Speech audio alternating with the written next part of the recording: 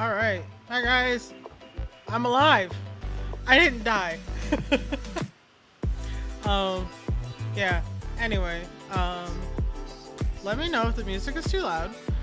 Because for me it's loud, but that's because I hear it in full. I do have the audio setting set a little bit lower on stream for you guys, so hopefully it doesn't blow your eardrums out. But if you need me to turn it down a little bit, just let me know. But yeah, I'm back from my miniature vacation, so we're gonna talk about it. I'm gonna retell the events of my convention adventure, and dog sitting, because I went straight from the convention to dog sitting, and in the process somewhere got sick. And so I haven't been able to do much of anything except for lay around and look at YouTube shorts and be like, haha, funny video, for like the last 2 weeks. And while that was happening, I did get a minor upgrade to my Live 2D, thanks to the creator of my Chibi avatar, who made a full body customizable anime avatar. So we're living my fanboy dreams. Hi. Like I said, I got a little bit of an upgrade. I'm now a full-fledged anime girl. Boy. Femboy. Sorry. It's intended to be a girl, but we're using it as a femboy. You're just gonna have to live with it. Because I said so. But hi, I live. We lived. We did it. We did an anime convention, and then got sick, took care of some dogs and a cat. Had a time. We had a time. We definitely had a time. I'm trying to get the camera in a good position for me, so it doesn't look like I'm looking up into space, but maybe that's unavoidable right now, because I don't know, I feel like I do that. My avatar does this every time now, which I probably should get a tiny desktop tripod for my webcam. Is probably what the answer is to the eye problem here, so it could be eye level with me rather than like at an angle. But hey, we make do. Oh god, I'm going into space. Also, I have teeth.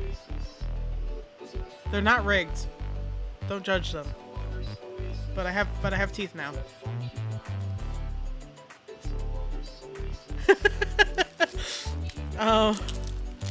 So yeah, I went to an anime convention, not last weekend, but the weekend before.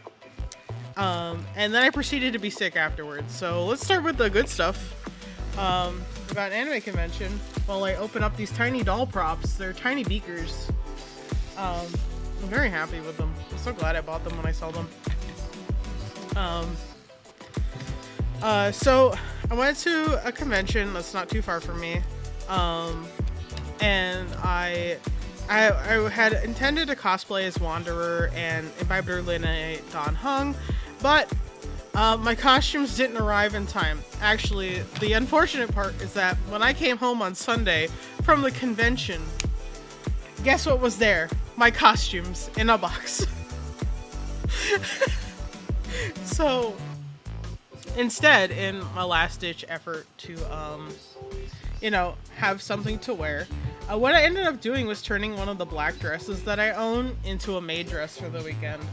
So I was I bought a frilly apron and everything to make it look more maid-like. But yeah, I was maid Wanderer and maid Imbiber Lune Dan Heng for the anime convention. It was great. There was like there was 4 other Dan Heng Imbiber Lunes. There was no regular Dan Heng at this photo shoot that I went to over the weekend. So we all did a Spider-Man meme. We were just like pointing at each other like, you. It was a good time. But yeah, I went, and a lot of the Genshin voice actors were there. Unfortunately, I only picked 2 to visit, because I wanted their signatures. So I didn't see everybody who was there, but I saw Griffin Burns and Keith Silverstein. And with Griffin Burns, he's really nice. He didn't really have much of a conversation with me, but I also was really shy, so I didn't really say much either. But he was really nice in the conversation that we did have. I don't think that he realized I was Wanderer / Scaramouche in a maid dress.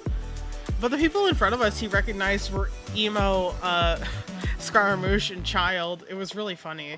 They literally were like, had a sign that was like, something about being emo and shopping at Hot Topic. It was great. They were wearing trip pants and all black with the black makeup. You know, the eyeliner and like the smoky eye from the Hot Topic era that I lived through. It was great. I was so happy about seeing that. When I saw Keith Silverstein, he was also very kind, and I had not realized that he voiced Mikoto Suo from K Project, because I have a little bit of a history with K Project. It's actually how I met Travis, our favorite opossum, was through K Project, through our mutual love of K Project. So I was like, oh my god, I can't believe that you did the English voice for him, because I watched it in Japanese. I need to tell Travis this. And he's like, you know, that's wonderful. I'm so glad that you found a friend through your love of anime, and that I happened to voice one of the characters. It was really nice. And then he put on the Zhongli voice for me, because I had purchased 2 Zhongli prints, one for Travis, one for myself, for him to sign. And he was like, I do not regret meeting you, Saris. And he complimented that my name was unique and wonderful. And I was like, no, stop. I'm so shy. Please. Please. I'm running. So like, I was kind of like, I was so embarrassed, but I was so happy. Listen. It was a good, that was a good interactions. I really do like this sort of like, back when I was younger and I'd first gotten into anime, I was like, I'm intimidated by everybody. Let's be honest. That's why I'm an introvert. It's why I stay at home all the time, you know? But I was really intimidated by voice actors. It seemed like, you know, they're being nice, but they're like very professional and like, oh, you know, you can't really talk to them, it felt like. And now, like, I can't tell if it's because I'm older or because people are more openly like friendly than they used to be. But like the experience of going to a convention and talking to voice actors is a lot more comfortable these days. And it was like, I really do enjoy the fact that it's gotten that much more comfortable. Like I said, whether that be with time, or age, or people who are in the industry are like warming up a bit. They're not as afraid to like interact with their fans or whatever. I don't know what the situation is, but I like it a lot more now. Let's just say that. I also did see Silverwolf's voice actress. I forgot her name. Let's be real. My brain is a potato.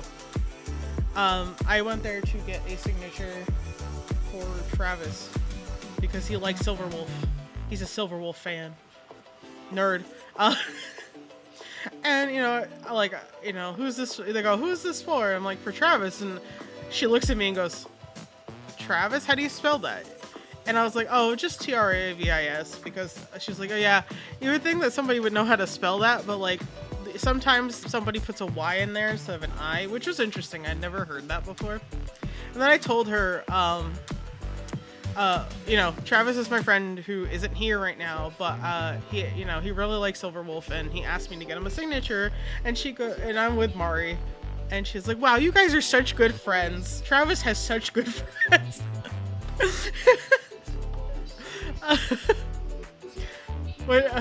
Which I was just like, you're right. He sure does, doesn't he? Wow. Affectionately, Nerd. Anyway. Hello. Welcome. Woomy. What? What's that mean? Oh god, the boomer's showing. What does that mean? That's what I'm doing. All right. I literally just stopped being dead from being sick. And so I decided to do a just chatting stream to tell about my convention adventure / my dog sitting adventure. Because I went from the convention right straight to like the person's house, which I know this person. And then it turns out 2 days later I was sick, and I found out because it was like almost 80 degrees outside, and I was freezing. And I'm like, there's something wrong here. It was so bad. So you know, it very quickly progressed, which is fucking wild. I went from just being like cold and knowing that meant I had a fever to like getting back to the dog sitting house and just be like sweating. I was cold, but I was sweating, right? And then I was in so much pain, like my body was aching so much, and every little thing that touched my body felt like needles. I had like severe nerve pain. And then the next day I was fine. I just had a cough and congestion. It was the wildest thing. But you know what? I'll take it. I also didn't have very much energy, and I still had to walk the dogs and stuff, but like, I'll take what I went through over the fever and body aches for like an entire fucking week, you know? Because I mean, if Saturday this week would be 2 weeks from when I first felt sick, if we consider my throat was hurting in the middle of the night on Saturday of the convention and it went away, so I didn't think anything about it. Turns out I was actually sick. It wasn't just allergies. Because I do have allergies. Yeah. I mean, I survived. I'm very happy I survived. And we're all good now. I'm not sick anymore. So, I mean, I think my voice still sounds a little funny because I do still have a little bit of congestion. But like, I'm not sick anymore. Like, I had so much energy that I haven't had in like weeks. I was able to clean the entire house where I was dog sitting, basically.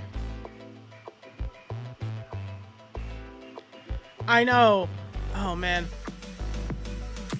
I know, you know, it's just evidence. It's evidence I lived. I got sick and I lived. But I had a fun time with the dogs. Oh, speaking of dogs. At the convention, not last weekend, but the weekend before, they had a puppy panel. Listen, I love animals, dogs and cats are especially, but puppies. At this puppy panel, it's not what you think. So the convention had invited an adoption agency to have a booth at the convention, and they had brought puppies with them. The first day, there was like 5 puppies, and they're like, hey, if you come by tomorrow, we're doing a puppy panel where if you pay a fee, you can go into the pit and play, like into the cage and play with the puppies, because they had set up like a caged area, kind of like what you do with little kids, but much larger for dogs. And they're like, if you donate, you can go into the little cage and you can play with the puppies. And me and Mariana were like, oh fucking hell yeah, we're coming back the next day. And so we did. So for a donation of 10 doll hairs, we were able to go into the puppy pit, and they had, I think, 10 dogs that day. Oh my god, they were all within like 3 to 5 months old, so they were young puppies.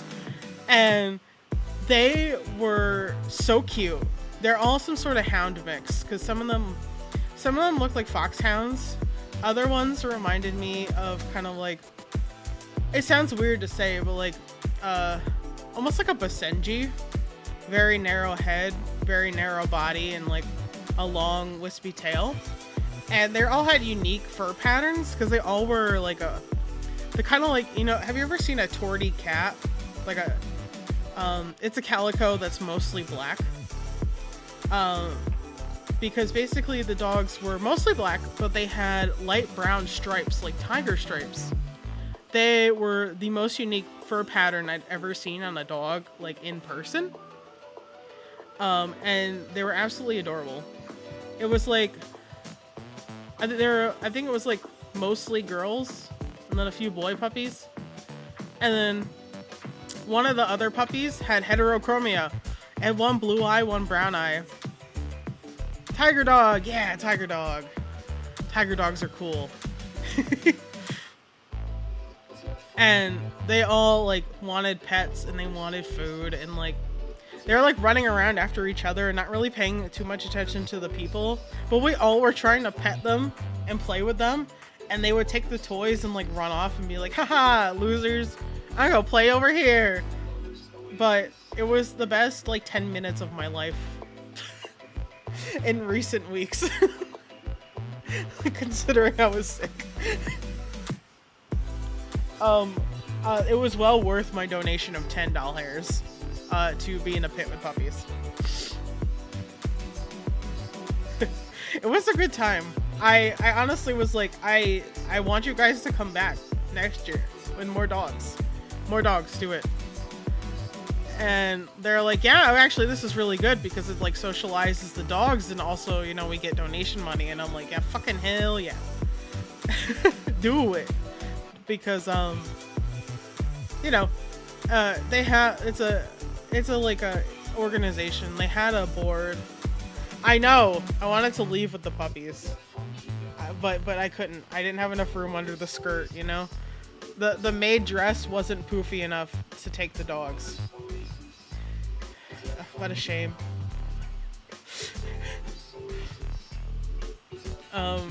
But yeah, they had a board with all the, like, not all the dogs, but like a good selection of dogs that were up for adoption. Anywhere between the like all the puppies were on there. Plus, hey, I only got so much room, and I had to procure merchandise. That sounds really shady. I had to buy a lot of keychains of my Blorbos, okay? I needed the room. I also got prints. I also had the prints from the voice actors that I was taking home. So there's a lot of stuff. There's a lot of stuff. But I do think the dogs were the highlight of my weekend. Not that, and then talking to Keith Silverstein was also pretty great. But Mariana and I spent so much time in the dealers/artist alley. I didn't even spend as much money as I could have, and I'm proud of myself for controlling myself. But I did get a nice print of Argenti, like somebody had drawn Argenti. And I think I opted for 2 out of the 3 Boot Hill keychains that I saw. I did get an Argenti keychain. I also got an Alhaitham keychain where he's plugging his ears. And Mariana got the matching Kaveh one where he's talking. That's how you know we're best friends. She blabs and I cover my ears. I'm like, shut up, please. Silence. And the Argenti one is him with a rose, and it looks like he's blabbing as well. It was fantastic. And then there was then I also got a Nuviolette one, and she got the matching Risley one, which was more like that, like battle pose almost, like striking a pose. But yeah, we have to match in sets because we're best friends. So if I'm one half of the set, she has to be the other half. That's what you know. That's the rules. I don't make them. I just follow them. I'm trying to think of, like, I also got a new Ita bag. I really wish I remember the artist. I think it was like Pocket Bean or something like that. I remember there was a leaf on the logo. And the reason why I'm like, you guys need to see this thing, if you can find it, is because the Ita bag is like, it's an oval, and inside the oval, like the backing for the, you know, where you put your pins and stuff, is a rib cage. Like, it's an insert with a rib cage printed on it. And so I saw it and I go, I need to go over to that booth and ask them how much it is. And I spent a good like 10 minutes deciding on if I was going to buy it or not, because it also comes with butterfly wings. And I got the blue butterfly. I think it's a Morpho butterfly. I'll look it up actually. Wings. Let's see. Morpho butterfly, I think. Yes, it is a Morpho butterfly. So mine has Morpho butterfly wings, but they had a lot of different options for wings. And they said they were going to release more moth and butterfly wings in the future, which is why I'm like, oh shit, what was the artist? And so that reminded me of something else that I got while I was at the convention. I got a Gallagher keychain that somebody had done where he has puppy ears and a puppy tail. So Gallagher is inside that Ida bag, and because I took a safety pin to put the keychain on, and I put it right where the heart is, so we all know that I love this old man that's a dog. A dog man.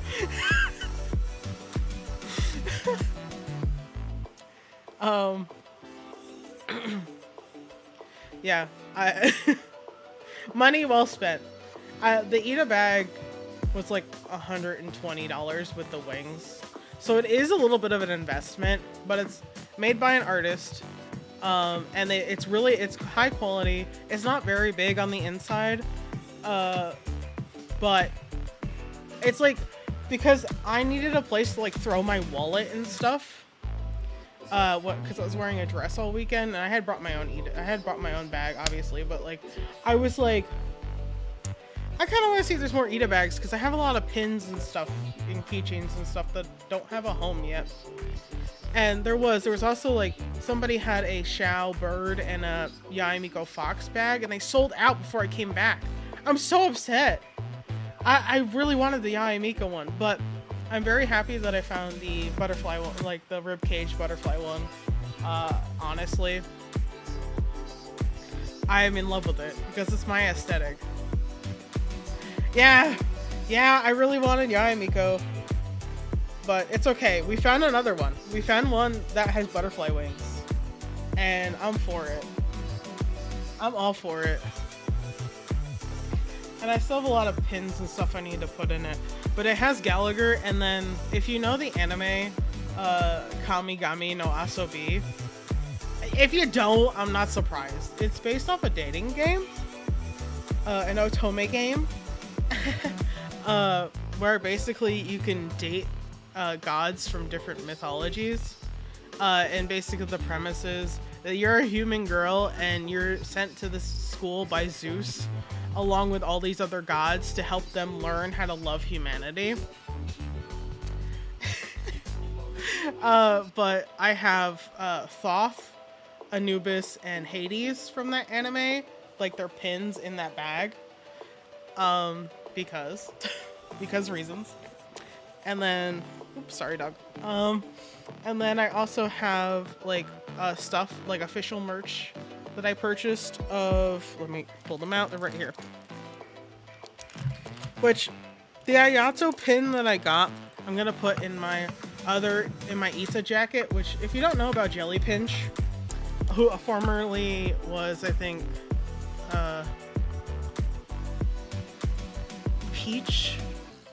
Jelly Peach, I forgot. Anyway, their new name is Jelly Pinch. They make Ida jackets. So it's a jacket with the Ida, like an Ida pocket in the back so you can put stuff in it. I bought the Sakura one, so I'm gonna put my Ayato pin in that jacket. But these are all like pins that don't have a home yet that I need. Hello, we're talking about the pins that I may be relocating into my new Ida bag. I have a Kaya one from that event. The Eidolon event. I forgot what it's called. Where he became like the thief prince or whatever. I have a pin of that needs a place to go. I have official pins of Nuvilet, Alhaitham, Kaveh, and Risley that are rectangle shapes that need to go somewhere.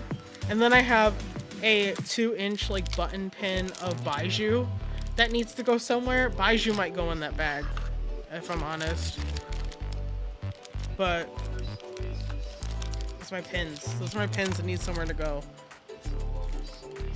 The Ayato one I have is a Chibi, so Chibi Ayato is going in my Sakura Ita jacket. So he has a place to go, I just haven't done it yet. Because that means I have to pull it out of the closet because it's summer, and all my jackets are put away. You know? But maybe one day I will find that artist who had the Yae Miko and... Oh. Don't eat my pins. I like them. I am a pin collector. I like to make the joke that I'm actually a dragon because I hoard. And by hoard, I mean collect. They're collections, okay? It's all collections. Don't question it. They're all collections, okay? But I'm gonna put them in there, and maybe one day I'll find that Ita bag. Maybe they'll bring it back, and I'll put more stuff in there because I love Yae Miko. I love foxes. I have an affinity for anything kitsune or kitsune related. Like, there's a lot of different fox creatures. Actually, that reminds me. One of the panels that Mariana and I went to, besides we went to a couple, and the two that I remember the most are Autism and Shoujo Anime and the Introduction to Chinese Mythology and Folklore. That was a really good panel. I took notes. But one of the, the presenters, one of them is a novelist that did a lot of research on like Asian mythology because they are Korean and wanted to get in touch with not only their Korean heritage, but like some of the other like mythoses and heritages in, I guess Southeast Asia is what she said, if I remember correctly. And they used it in their novel that they published, which I need to look into that because it's like a murder mystery with like ghosts and other supernatural things. So it's like a cool idea. It's really cool. And then the other person who was presenting has a master's degree in East Asian Studies. So it was a really good like panel. It was really professional looking presentation. The information was very easy to digest. I loved it. And of course it was an intro, so there wasn't like, we didn't super get into a lot, but one of the things that I remember is like the dog. The dog that they used to explain eclipses back in the old Chinese folklore. I thought I took a picture of it, but apparently I did not. I did take a picture of the legend of Zhang Kui and legend of Heibai Wu Chang, or the Black and White Generals. Water Ghost, Painted Skin Ghost, which that was interesting too. The Painted Skin Ghost story is really cool. I will divulge in a second. So apparently I did not take a picture of that, but let me see. I took notes in my app. Hold on. Where is my... Okay, there it is. Panel notes. So, there's the Hu Li Jing, which is the Chinese fox spirit. They have a couple different specific, classes. Not classes, but like separations of them. It looks like Jue Wei Hua, or Hu. Is the Chinese version of the nine-tailed fox. It's a white fox, and instead of being mischievous or considered like potentially harmful the way or like a trickster like a kitsune is, it's considered to bring you good luck if you see one of these guys, which I thought was interesting. But they have a complex history, and some legends closer to like more modern times, which the presenters are like could be due to the fact that like the religious scape and mythology scape of China changed so much. They started to believe that they might be man eaters, or there's stories that emerged to say they might be man eaters. But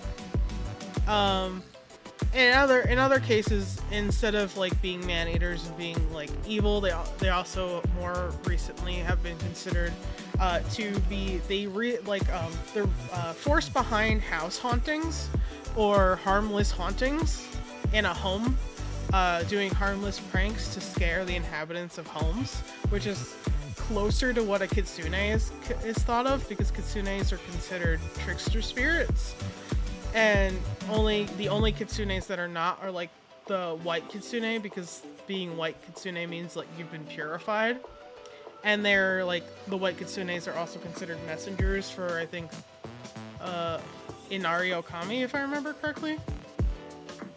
It's been a while since I looked into read about this stuff, but so I love it.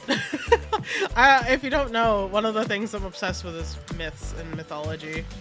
I apparently didn't write down the name of this dog. But in Chinese mythology, there is a dog they consider to be the reason why eclipses happen. The story was like it had drank the potion of immortality, and when the potion of immortality started to take effect, the dog started to grow and grow and grow in size until it was so big it could swallow the moon whole. And I think that was the one that was related to that first one that I took a picture of. No, it's not. Wait, maybe? No. There was a myth, I didn't take any notes on it apparently, that they had gone over, that this guy, like the dog was related to this guy, so it was a well-trained dog. And so when the queen of the gods realized who the dog was and how well-trained it was supposed to be, she was like, spit it out, and it spit out the moon. And so like for a long time, and maybe even to this day, we're not sure, according to the presenters, it was tradition to take pots and pans and bang them and make as much noise as you could to scare the dog into spitting out the moon or the sun, depending on what kind of eclipse was happening, which I thought was very silly. It's very cute. It's a very cute myth. But I think my biggest takeaway was the white and black generals. because they call out in so many different like anime and like different types of media how this idea of like a white figure and like a figure dressed all in black and a figure dressed all in white tend to be like friends or like a pair of people who like complete a task. Because the black and white generals, the myth of the black and white generals basically was like they were close friends who had been, they were constables, I guess is what they described them as, that were chasing down an escaped prisoner. At some point they lost track of the prisoner. There was a lot of ground to cover, so they decided to split up and said they would meet each other again on the bridge where they split up after, to see if one of them had, captured the prisoner, and if not, they'd meet up there anyway because the storm was coming. The person who was the white general arrived early, but a storm had begun to brew. And so while the general was waiting, the storm got bad, and so bad that either he fell off or something and ended up pinned under the bridge and died due to drowning. So when the black general came back looking for his friend and discovered the body, he killed himself. It's not funny, but it's kind of funny because what I associate with it, because the presenters were like, they were just friends, guys, but when he saw that his friend was dead. He killed himself. But they're just friends. Remember, they're just friends. And everybody in the room was dying. Everybody in the room was laughing. Because it's so extreme. Like, instead of, like... And also, you know, the joke of, like, they're just friends, guys. Because nobody wants to admit gay people exist. If you know, you know. But, apparently, yeah, friends in quotes, so you get it. But apparently their noble deeds in life had impressed the king of the underworld so much that he made them his generals. And so basically what they do is hunt down wayward spirits and ghosts that have not come to the underworld like they're supposed to. Basically like their version of Grim Reapers, in a sense. And that's pretty cool. That's very cool. I very much like that story.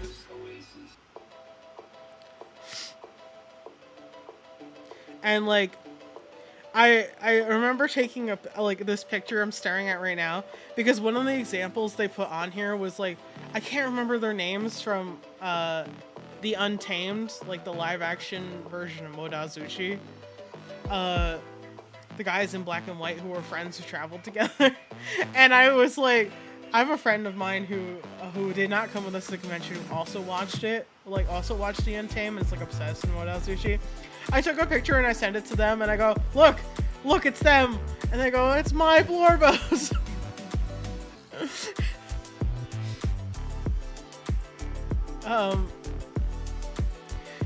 It was great. It was fantastic. Another thing was like the Shui Gui, or the water ghosts, which they're trapped spirits that haunt water where they drowned, and since they're stuck there and unable to go to the afterlife, they usually lure and drown victims so that they can take their place in the water. Apparently, they can return to life in the victim's body if they're successful with the switch. And basically, the cycle continues. That if that person wants to escape, they must drown someone else successfully and make the jump into their body. That's crazy. I love ghost stories. Like, I love learning these things. I use them in my own writing as well, like here and there, as like concepts, because I write science fantasy more than things that are based in reality. So in the science, like the idea of like you know, if you die, you're stuck there, and then the only way for you to escape is to body hop essentially and make somebody take your place. I'm like, well, that's a terrifying fucking ass story. Yeah! Fantasy! Who needs this real ass shit? Get it out of here. Smacks it off the table. I sincerely am so glad I didn't smack my water bottle off the table doing that. You can't see, but I did the smacking motion.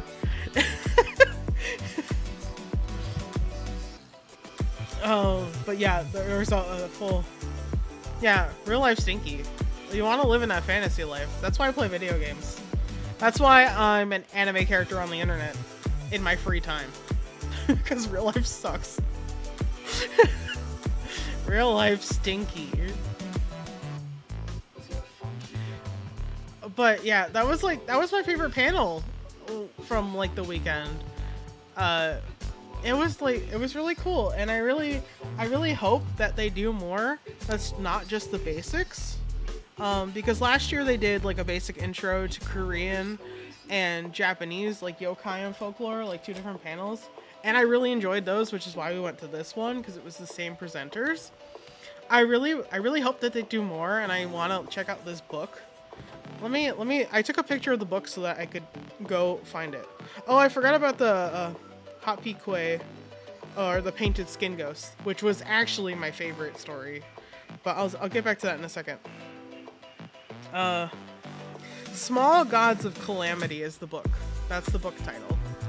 And it's by Sam Kyung-yu. That was one of the presenters. The other one was Jennifer Yu. Jennifer Yu. So I think they're related. I think they're siblings or cousins or something. Or married. I don't know. I didn't ask. But yeah, these two know each other quite well, I would say. They have the same last name. But yeah, Sam published a book called Small Gods of Calamity. Apparently, it's gonna be a series. So this is book 1. I am interested in reading it, considering the research that they presented at these panels.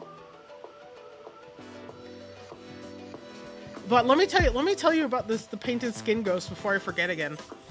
I'm looking at the slide. I took a picture of the slide. It says, consumes human flesh at night, wears skin of victims during the day. Disguises itself usually as a beautiful woman with painted on skin.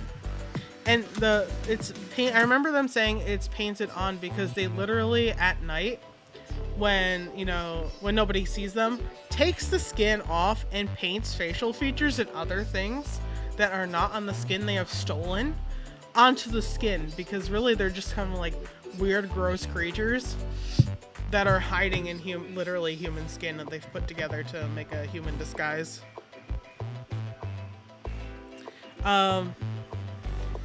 There's a book called Strange Tales from a Chinese Studio that they quoted here. It's an anthology. It was posted in 1714.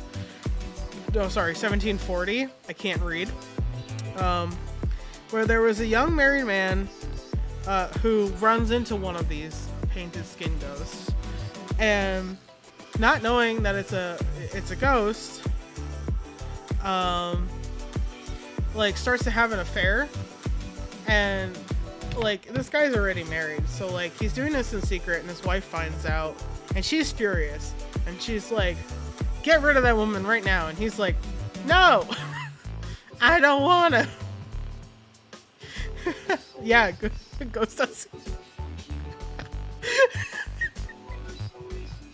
Yes, too good. Ghost Dusty, too good. Ghost Dusty, too good. Don't worry about it. But he runs into a Taoist priest at some point while he's having this struggle with his, that would make me act up too. I mean, considering they're supposedly like super beautiful and they spend all this time painting the most beautiful like features they can on the skin, I don't know. Maybe they are hot as fuck, and you can't resist. I can't verify. Never seen one in person. Apparently this Taoist priest told him, hey, there's something bad. You got something bad going on. And he's like, what do you mean? And the guy is like, take this talisman and protect yourself, because something is going to kill you. And so, he doesn't believe him at first. Oh no. Oh, you gotta banish that shit. Listen, get the Taoist priest. Get the Taoist priest. Make him banish it. Because I can't remember the exact details, because it's been a while now, and I didn't record it, obviously, because it's kind of a little rude, I feel, like, without permission. But I remember, like, something happened, and he tried to use the talisman, but he didn't use it correctly, and so the woman still harmed him, and he got mad at the Taoist priest, but the Taoist priest is like, idiot, you did it wrong, and then banished her anyway later. And anyway, the moral of the story. Apparently, also says later the Happy Gui kills the man that was having an affair with it. So the moral of the story is resist. Resist the gussy. Oh, it's awful. It's an awful word. You must resist. You must resist, or you shall die. Yeah, that too. Don't cheat on your wife. Bro was married. Brother, that guy was married. And he was like, I'm gonna go after this thing.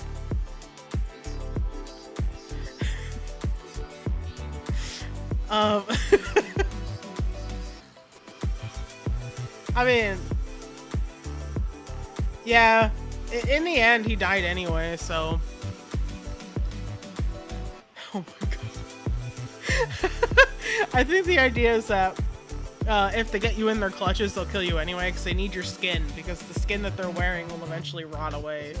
So they need more. Yeah.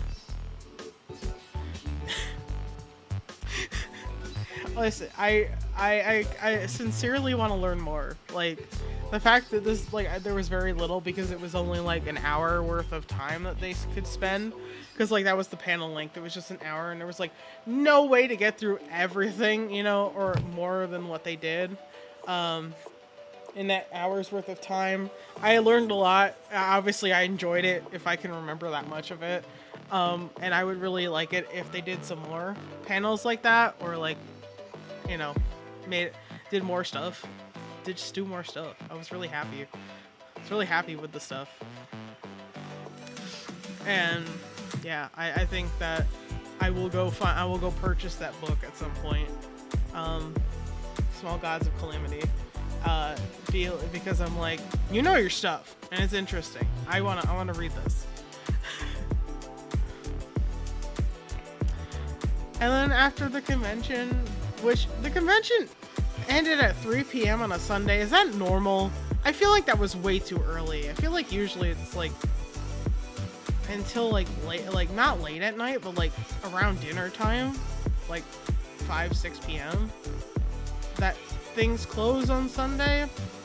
But also, I haven't been to another anime convention in a long time, so maybe I'm just crazy. The idea is next year, maybe Anime Boston. I've never been to Anime Boston, but a lot of my friends talk about it. So, Anime Boston. Potentially. 2025, maybe. I am also going to a doll convention next year in March. So, and that's in New York. So I'm excited about that. Because, before you're like, dolls? You mean like porcelain dolls? No, brother. Ball jointed dolls. If you've never seen ball jointed dolls, it's really an experience. And I say this because every doll is like originally sculpted by an artist, right? Like, you know, yeah, we know this at this point.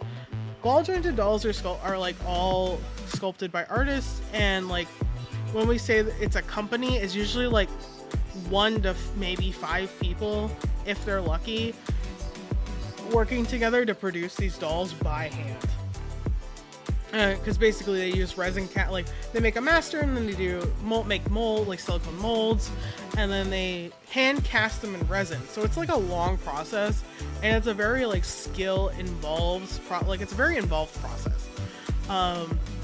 And I have a collection of ball jointed dolls, and one of the fun things about like recently, in like recent years with like the blind box stuff that's happening, is that instead of being made in resin and having such a long cure time and things like that, there are now companies out there, which I don't know much about, like personally, like how many people work for them and things like that, but they make ball joint dolls in ABS plastic or vinyl. The ones in vinyl have plastic skeletons, but the one with ABS plastic has tension string and everything like a regular ball joint doll. And they're very small. They're only like 1/12 scale, maybe 1/6 scale. But they're produced so much cheaper. The materials are so much cheaper, and they're mostly done like similar to the way an Android is, where it's like all one shape that they just kind of like paint different features on, rather than sculpting like the whole facial features and everything that a normal ball joint doll goes through. And you can get them from like $50 or less. And like, you know, so they're around like action figure prices, at least like Nendroid action figures, like some of the basic ones. And I got a lot of them around $30.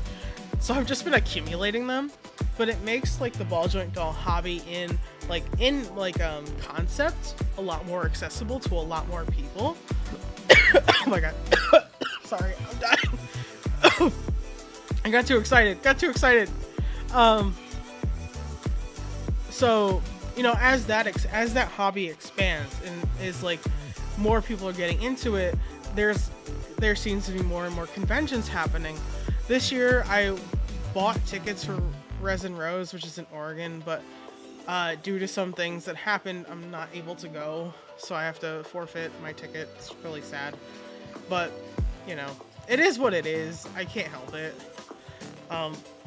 But so I'm going to the one in March in New York because that's a new convention.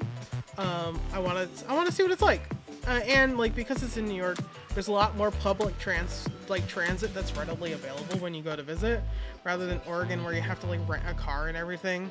Because I've done it. I've gone to Resin Rose like for 3 times now. I really enjoy it. I hate flying. I absolutely hate flying, but for me it's worth it when I can enjoy it with friends. This year stuff happened. I'm not gonna start going into it because it makes me really sad. But I can't go this year, so I'm hoping that like since the doll convention in New York is going to be a lot easier for me to get to via train, rather than having to fly, I'll be able to go. I won't have to worry about plane tickets. Train ticket is way more affordable in this case, and then I'll be able to enjoy that because I already bought the ticket for that. It's just like I have friends that want to go too, so I'm trying to get them together and trying to figure out who wants to come. Like, are we getting a hotel room? Like, what are we doing? Because it is in, I think, Brooklyn. It is in near New York City, so it's gonna be expensive anyway. Which is why I'm like, hey, who's coming? Who's splitting hotel costs with me? Let's go.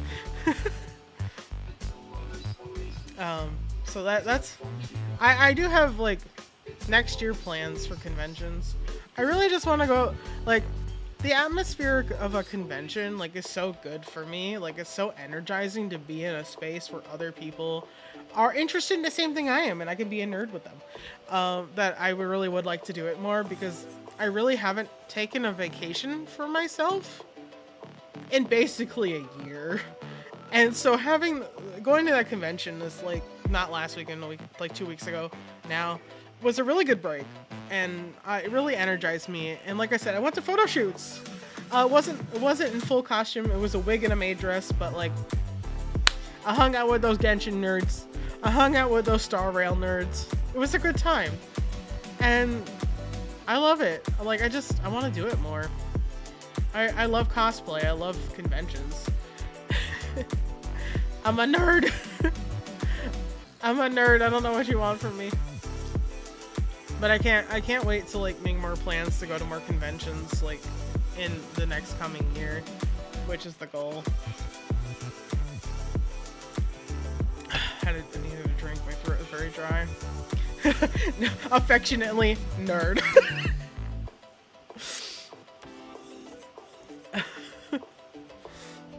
But yeah, I actually have my Imbibitor Lune costume now, and not just the wig. Yeah, let's go. So when at next convention, Imbibitor Lune Dan Hung, you know, catch me being a dragon boy. Live and in person. We'll see how things unfold though. I have to save. I have to stop seeing dolls and being like, ooh, what if I spent money on that? Actually, like, it's really funny how I got into ball joint dolls, because I saw them back in 2005, I think. I was in middle school. I know I was in middle school, and oh god, I was in middle school in 2005. I'm old. Not that old, but I'm not in my 20s, I guess. So just saying. When am I gonna dress up as my model? When I decide on an actual costume for my model. How about that? Catch me not knowing what I want to wear, okay? Fashion's hard because I love fashion. I love outfits and stuff like that. I love looking at character designs and going like, oh my god, those are so beautiful, you know. And I draw. I'm an artist. I have an illustration degree. Ooh, that's true. This is a cute outfit. It's just, I'd have to find a dress like this, I guess, and a jacket, snazzy. But like, this is a pre-made. I don't know. I think it's Mikuti. The link is in like in the little buttons on my profile thingy here and on Twitch. This is a customizable like pre-made. I do want to use a similar design but like a different outfit for like for like an actual model one day. That's the thing. It's like I have to budgeting for conventions and also finally being able to have my own live 2D model that's like an actual model and not a pre-made that I customize. It's like it's a struggle. It's a struggle bus struggle. Because people like artists deserve to be paid whatever price they're asking. It's just that life happens and sometimes they don't have the money. Not sometimes, I haven't had the money. The fact that this creator made this pre-made, it's only $45 like USD, is amazing, and I really like praise and love their artwork. Honestly, like this is so cute. This avatar is so cute, and even though it's a pre-made, this stuff is rigged so well, you know. And like I'm just like, ah yes, my creator, thank you. But it still would be nice to have like a more accessorized outfit, I guess. Because this is pretty basic and it's pretty nice, but like the kind of video games that I play where I see all this like accessories and like belts for days and like jewelry and all this stuff, and something that would give like a little more like personalization touch like to the outfit itself, like designs or whatever, would be really cool. I really would like to commission somebody when I have the shmoney to do like a actual like live 2D that's like personalized for me, so that I can do an actual debut instead of just showing up on stream and be like, hey guys, look at this pre-made I bought. It's really cute. And I really appreciate the artists that make pre-mades that like have some customization that you can play with, like this one. Like I said, because this one is girl, but I'm like, we're doing femboy here, brother. I don't know if you understand the life of a femboy.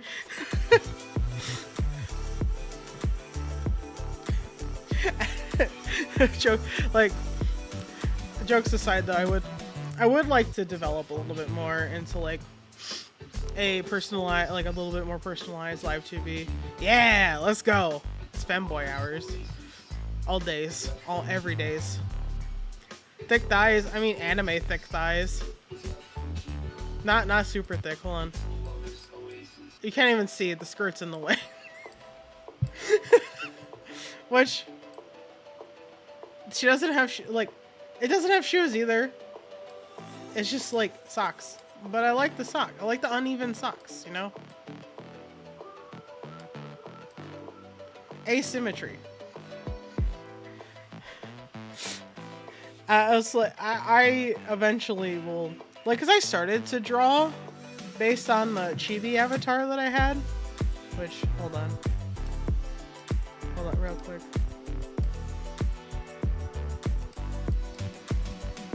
Yeah, I started to draw based on this little one. Yeah. So, this is the other avatar that I got from them. Which does seem like the mouth on this one's a little better rigged than the other one, but that's alright. This is my chibi version. This is when I go ooh woo. Ew woo.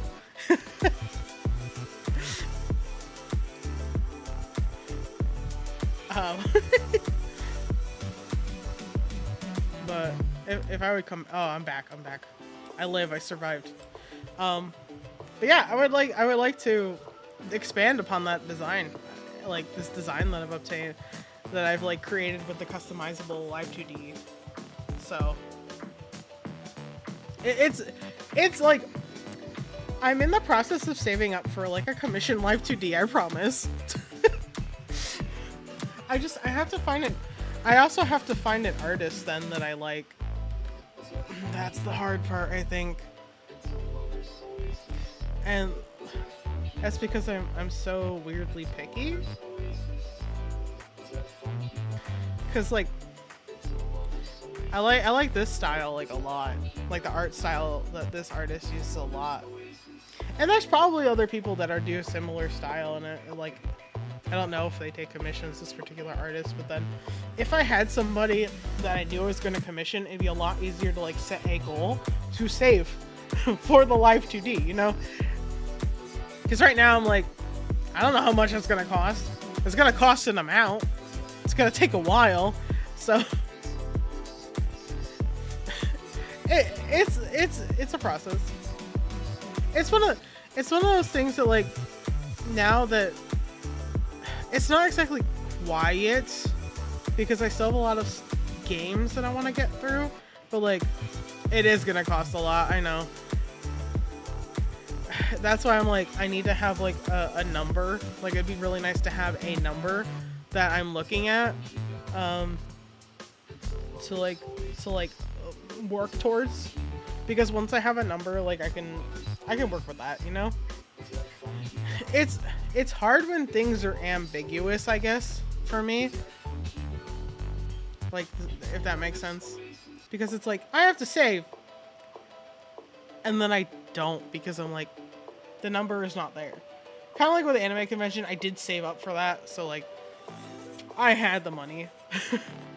It's not like, you know, I had a number in my head that I was going to be allowing myself to spend, and I was able to save for it. Just being like, I want a live 2D, like a commission live 2D avatar, and then not having a number, like, because I don't know what artist I'm going to use, makes it a little harder and a little bit more abstract for me, so it makes it a little harder to save. It's like, this is the unfortunate thing about the way my brain works. It's like, if I don't have it right in front of me, concrete, what I need to do, I have no idea what to do. And that's why it's hard for me to start projects and things like that without having all the details. And so it takes forever to get shit done for me. Because like the other thing I want is my own custom background. Like this is a built-in background with VTube Studio, and I actually really like it. Though at the same time, it makes me feel like I've cornered you in a back alley. Time to die.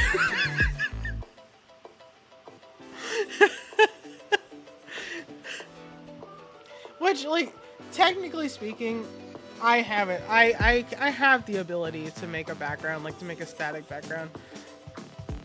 Because like I said, I have a bachelor's degree.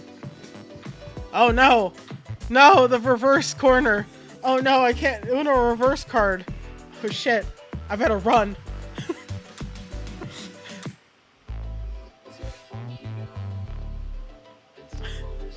Oh, lost my train of thought.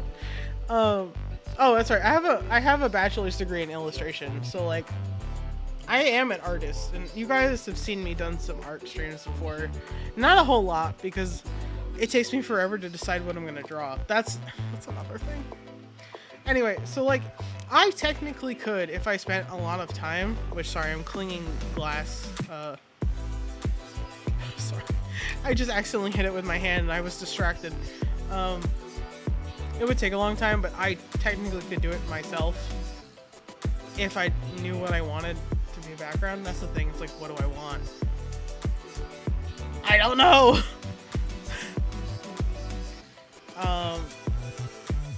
That is a consideration. It's like, not to cut costs, but like to do some of the work myself on like backgrounds and things like that, things that I kind of know I can do myself. And coffee or something. I mean, I think I have. Is the link tree not linked? Because we got that link tree. I got that link tree. I think I have all the stuff listed on the link tree. Because I did purposely disable links in chat because of how many bots that I had coming into my chat when leaving links to spam websites. So I don't know if even I can copy. I probably can copy and paste links. But I also like I have some shmoney from pet sitting. Oh yeah, I never talked about pet sitting. I was sick. Pet sitting and sick. um and now, like, for the most part, it was pretty okay. Um, except for the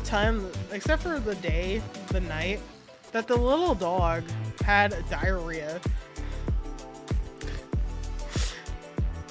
So, like, I worked with, like, this couple I've known for a couple years, because I worked with the wife when she was working at the same retail store that I was working at. You know, yeah, poor dog. They have 3 dogs already. They're all senior pets. They're like between 8 and 10 years old. And then before I come to dog sit, they're like, "Hey, we got another dog.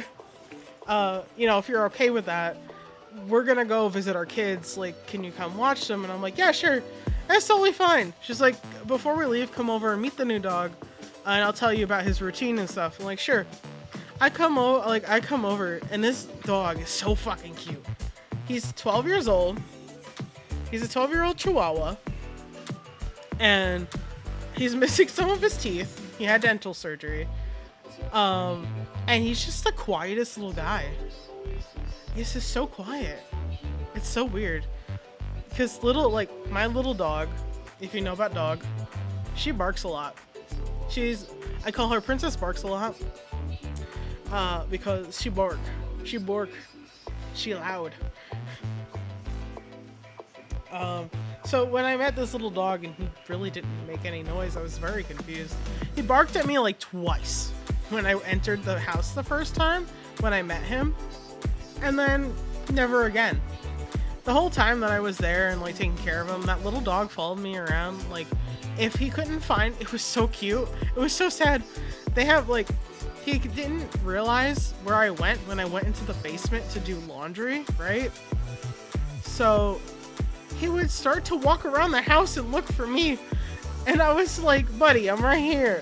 And he was like, "Oh shit." And he'd come walking over. But he wouldn't go down the stairs to the basement, which is fine. It's because they're slippery. When he tried to do it, he slipped down one stair and then was like, "Nah, I'm going back, brother. I'm going back." I don't want to die. But he's a sweet little guy, right? They were like, "We're not really sure, like, if he's gonna have any problems or anything, because he's old. He's 12, which is really old for a Chihuahua. I think Chihuahuas are probably around 14 years lifespan. Let me see.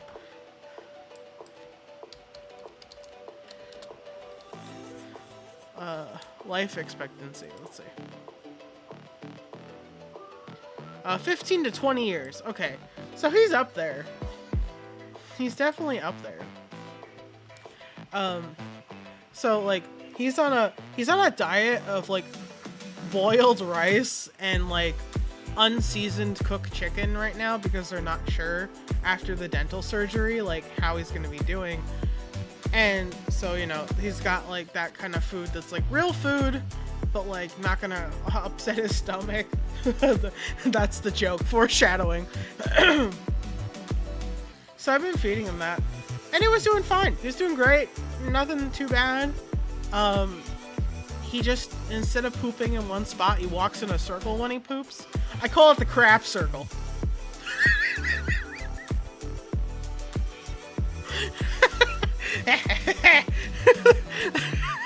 There's my shitty dad pun for the stream. All right. But and so anyway, he didn't really have any problems. And this is not last night, but the night before. And this shit's it's a shirkle. I don't know if that's a real word, but it's a shirkle. But he, the night before, like 2 nights ago, I'm having trouble staying asleep, right? I'm waking up every couple hours, and a different dog is in the bed with me. I'm glad you love it. And so like I'm just like kind of used to like the dogs coming in and out of the bed, and I wake up and I hear, yes. Circle asset when. I don't. That actually sounds like a great idea for a sticker. Like. We'll see if my brain cooperates. That's when. But I hear the dog jump out of the bed, and I'm like, okay, somebody's changing, changing, the cycle is going, and I go back to sleep. I wake up, and I go, why is my leg wet? I'm like, oh, it must be dog drool, and then I slowly go, no, that's not dog drool, that's a lot of wet. And I wake up, I look at my phone, it says 3:45 a.m. And I'm like, oh my god, I'm doing this in the middle of the night. And then I look down to my leg, and there's dog vomit on the bed with me. And the little dog is not in the bed anymore. The biggest guy, the 10-year-old, is in bed with me. The 8-year-old is on the floor. The sister, I have no idea where she is. The little dog is gone. There's vomit on the bed. And so I get up and I turn the lights on. I'm like, okay, guys, up, everybody up. And then I walk to the door and I'm like, I look down and I have my glasses on. And I'm like, that looks like spots of poop. And then I open the door, like wider, because I had it open a little bit so the dogs could come in and out. And then I turned the hall light on. By some miracle, I did not step in it. The dog, when I say the dog shit everywhere, I am not kidding. The dog had shit from the entrance of the room all the way down the hallway. Like he missed the stairs and had proceeded to like walk through the kitchen, shit more in front of the basement stairs, and then nowhere else. So here it is, almost 4 a.m. And I am like, oh, you've got to be fucking kidding me. And so I go, all right, everybody outside. I'll let the dogs out. Guess what the dogs decide to do as soon as I let them outside? Bark. Yeah. Mom's spaghetti. My palms are sweaty. I got vomit to clean up. Hello, Private. What's up? Anyway, so of course, all like the 3 big dogs. I say big, but like the 3 dogs, 2 of them are big. One of them is 60 pounds, one of them is 50 pounds, and then the medium-sized dog is like 35, and then the small dog, which is the one that made the fucking mess all over the house, is 8 pounds. This dog is 8 pounds of shit. All over the house. All over the house. And so I banished them all outside. And of course, the bigger 3 dogs are fucking barking. And I'm like, guys, it is 4 in the fucking morning. Shut up. And then after finally getting them to shut up. No, the thing is, like, that's your dog tragedy. You're right. The thing is, the Chihuahua's quiet. It's the 3 big dogs to be barking. I had never imagined a small dog could shit so much. I literally, like, I started I put him in his crate because they had gotten him a crate because he was peeing in the house when they would leave because he's new to the house and everything, so he was peeing. Like, he's like, this is my house now, and they're like, nah. So they got him a crate. So I put the dog in the crate. And this dog hasn't barked once, okay? Has not barked once the whole time I've been in this house. This dog did not stop fucking barking the whole time I had him in the cage. While I was, in the crate, while I was cleaning up his shit all over the house. I started cleaning at about 4 a.m. after I got the dogs to stop barking. And I got the little one in the crate, right? By the time I was done cleaning, it was almost 5 a.m. And I had to like text the owners, and the owners were awake, and be like, hey, the dog threw up on the mattress, and the mattress had like a foam topper, and it looked like the foam topper was like one piece. And I'm like, is there a way to clean this topper? Because I don't know what to do, and he threw up on it. And they're like, oh, it just has a cover you zip off and throw in the washing machine. It's like, oh, thank God. So here I am. I got everything in the washing machine, and I, including the pillows, even though the pillows didn't get thrown up on, I was just like, I'm just throwing everything in the wash. And I'm on the couch watching the sky, watching the sky through the windows, because I can't see the sun, but I can see the sky through the windows, like near the couch, turning from like the darkness of night slowly to like the pink of dawn. And I'm laying there going, do I just walk the dogs now at 5 a.m, or do I go back to sleep for a few hours and walk the dogs at a more reasonable hour? And I ended up falling asleep on the couch and waking up at 9 a.m. and then being like, all right, guys, now we're going for a walk after that. And the little dog is like, how dare you lock me in the cage? I'm like, dude, you shit all over the house. What did you expect me to do? You're trying to step in it. That was the thing. The reason why I put him in his crate and I had thrown the other dog, like not thrown, but like pushed the other guys to go outside while I was cleaning, is because they kept almost stepping in it. And at that point, I was like, I already have to clean this up. Do not step in it and make it worse.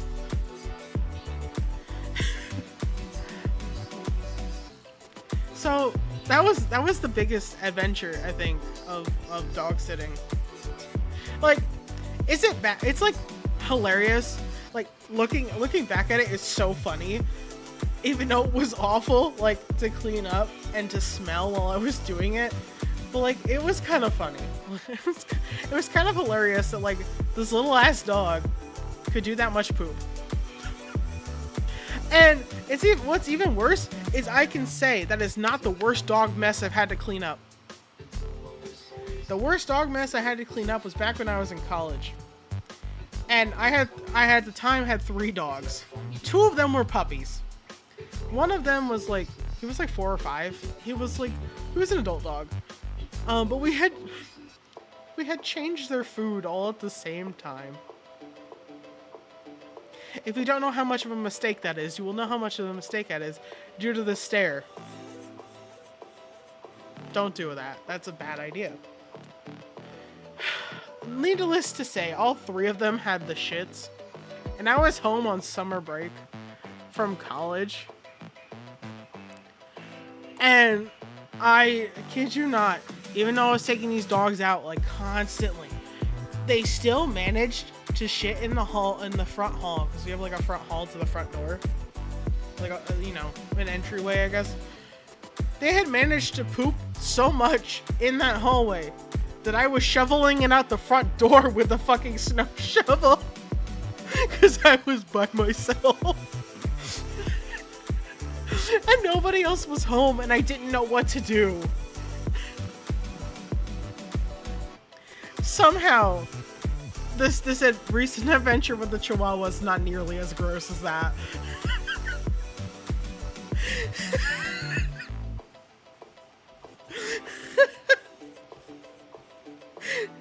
No, I did not.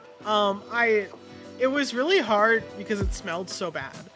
I was trying not to throw up while I was doing it, but I did it. I didn't throw up. I cleaned the poop. I literally had to mop the entire entryway to the house. Everybody gets the shits. But yeah, I still can confidently say that my college experience of the 3 dogs all having diarrhea at once is way better, like way worse of an experience than what I had dealt with a couple days ago, like 2 days ago. So rest assured, my friends, I've cleaned up a dog mess in my day. It's like kind of one of the unspoken things about pets that people maybe don't think about. Dogs in particular, because I haven't had a cat, and I don't have a cat because I'm allergic to cats. I do love cats though. Like the people that I was dog sitting for, like my former coworker and her husband have a cat. She's 15 years old. She's very sweet. I love this cat. This cat was actually sleeping with me last night. Uh, keep in mind, I am allergic, but I let her do it anyway. It's like, no fear, we die like men. I've never had a cat because I'm allergic, and also my mom, when she was a kid, had cats. And not just like 2 or 3. Her mother would feed the local strays, so there were cats at that house so often. She's like, I don't want a cat again. And I'm like, why not? They're so cute. They're so cuddly. They purr. And then I found out I was allergic. Let me tell you, my teenage years were wild, finding out the things I was allergic to that I wasn't allergic to when I was a kid. I found out at 19 I was allergic to cats. And that's because like my friend had an elderly cat. He was 15 years old. And he had sat on my lap and I had been petting him. He was so sweet and he was purring. He was so happy. And I was like, man, my eyes are kind of itchy. And so I kept itching my eyes. And then I was like, I can't open my eyes anymore. My eyes had swollen shut. And so, you know, I washed my hands, washed my face. We went into a different room where the cat wasn't. And it got better. And then I drove home with my eyes like partially swollen. And then I come home and my dad goes, what happened to your face? I'm like, I'm allergic to cats, Dad. I'm allergic to cats. He's like, really? I couldn't tell. Just keep in mind, like I said, I had not had an allergic reaction before because my aunt has always had cats, and like my aunt is like lived very close to us, and her kids were like the same age as me and my brothers, right? So we went over there and played all the time, and I never had an allergic reaction to their cat.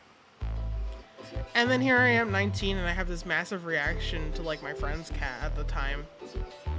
And I can't tell if it's because of the age difference and because he was so old. And then, you know, that cat was not as old when I first met her.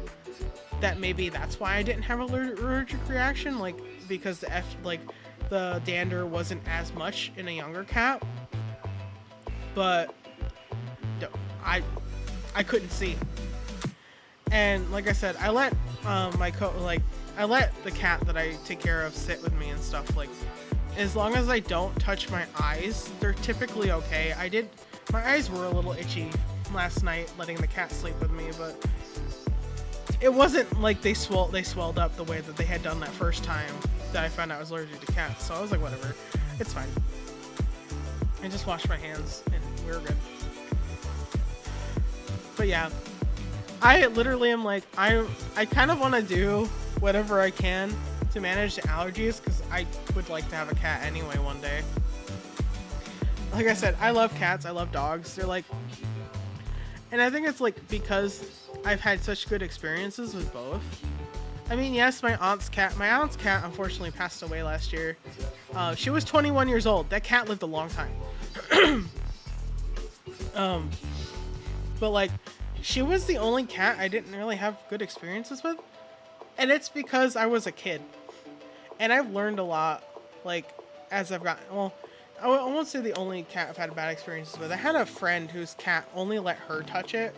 And anytime I would offer my hand to sniff, the cat would hiss at me. But, my aunt's cat, when I was a kid, would swat at me and things like that. And now I understand why that is. The cat was not interested in being pet. That's my cat for real. Hey, cats are like that. Cats are like little humans, you know? They all have their own, like, preferences for, like, how things can be done. Like, and I've learned, like I said, I've learned a lot as an older person. As an adult, rather than when I was a kid. And so, like, my experiences with cats have been a lot better now that I'm older and then I understand a lot more. And there's also a cat in our neighborhood that in the spring comes and hangs out with me. So I've been very inspired to like get a cat. It's just I need to work on managing my allergies before I do that, because that's I really would not like to die. You know, I'd like to have a cat and not die as a result. But yeah, we have this our neighbor, like our newer neighbor that moved in like 3 years ago, has a cat. I don't know what the cat's name is. I've never actually talked to my neighbors other than the time I brought their cat back to them. But she's an indoor-outdoor cat. And I call her Pumpkin Gargoyle. Now, you might be asking yourself, A, why have I never asked my neighbors what the name of the cat is? B, why do I call her Pumpkin Gargoyle? Answer to A is that I'm afraid of people. Like, face-to-face conversations have never been my strong suit. Apologies. I have a lot more confidence when I'm behind a screen and you can't touch me. You can't look into my soul and see the anxiety. And I call her Pumpkin Gargoyle because the first time I met this cat, it was October. It was like almost Halloween, and she has orange eyes. And her fur is gray. She's like got long, like mid, like not long, but like mid-long coat. Very fluffy. She's very sweet. And she loves people. The first time I met her, she was a kitten. And I fucking kid you not, they left this cat outside all night. And I had no idea where this cat had come from. So I made her a makeshift bed with like my old clothes and stuff that I wasn't wearing anymore, like outside, because my mother would not let me bring her in the house because we have 2 dogs. We do still have 2 dogs. Dog 1, the boss. Dog 2, the princess. Princess barks a lot. And my mom was like, the dogs are gonna kill that cat if you bring it in. I'm like, I don't think so, but okay. So I made her a makeshift bed, and she stayed overnight. So cute. The next morning she was gone, and she came back the next day. And almost like, we had a pool that had fallen apart, and like, because it had been at the house so long, and we didn't use it. It was there when we moved in. And it's like had rust, part of it had rusted and stuff, so we weren't using it. And the cat had climbed onto like the edge of it and was like walking across it. My mother like saved her from falling into the like empty pool.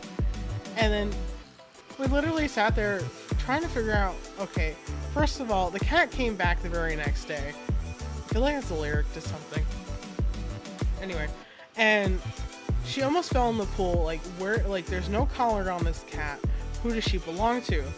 And my brother's girlfriend at the time was like, I think that's the neighbor's cat, because she was at the house.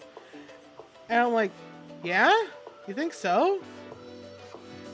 And my mom's like, you need to get rid of this cat. Like, this cat can't be here, because I don't want this cat to fall into this empty pool and die. And I'm like, okay, don't worry about it. I'll take care of it.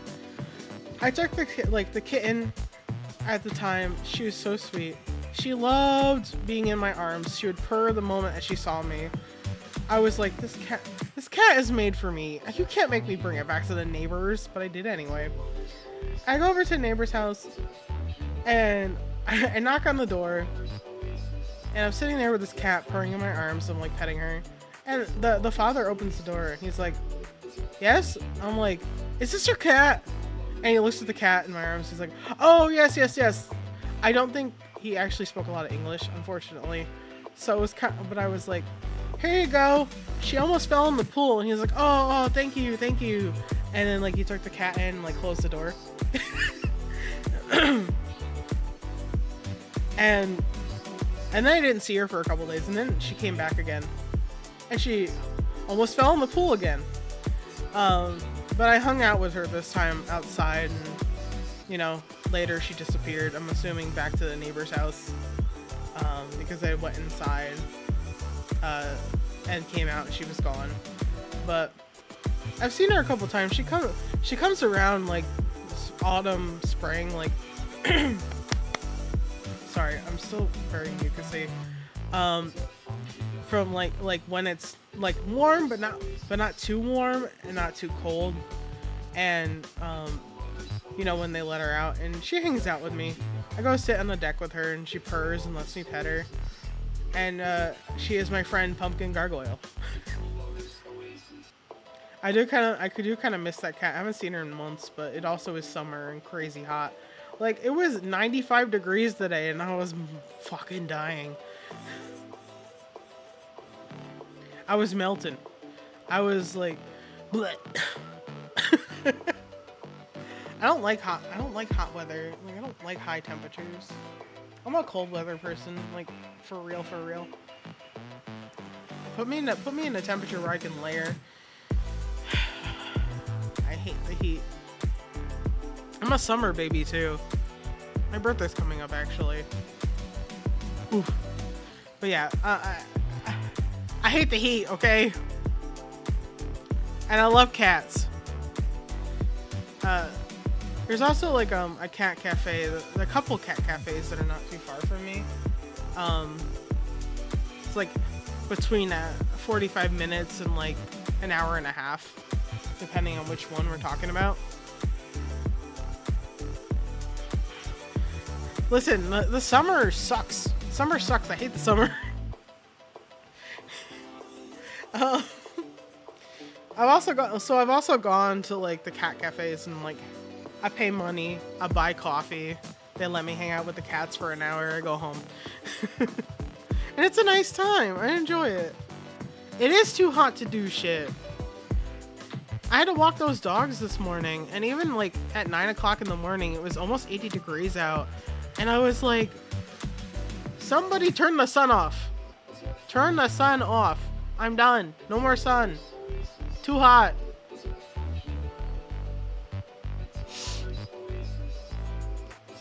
I'm like, I can't believe that. I can't believe it's 95 degrees today. I'm so, I'm thankful for air conditioning. Let's just say air conditioning is my best friend. Me and air conditioning are homies. All my homies love air conditioning. None of us like hot weather.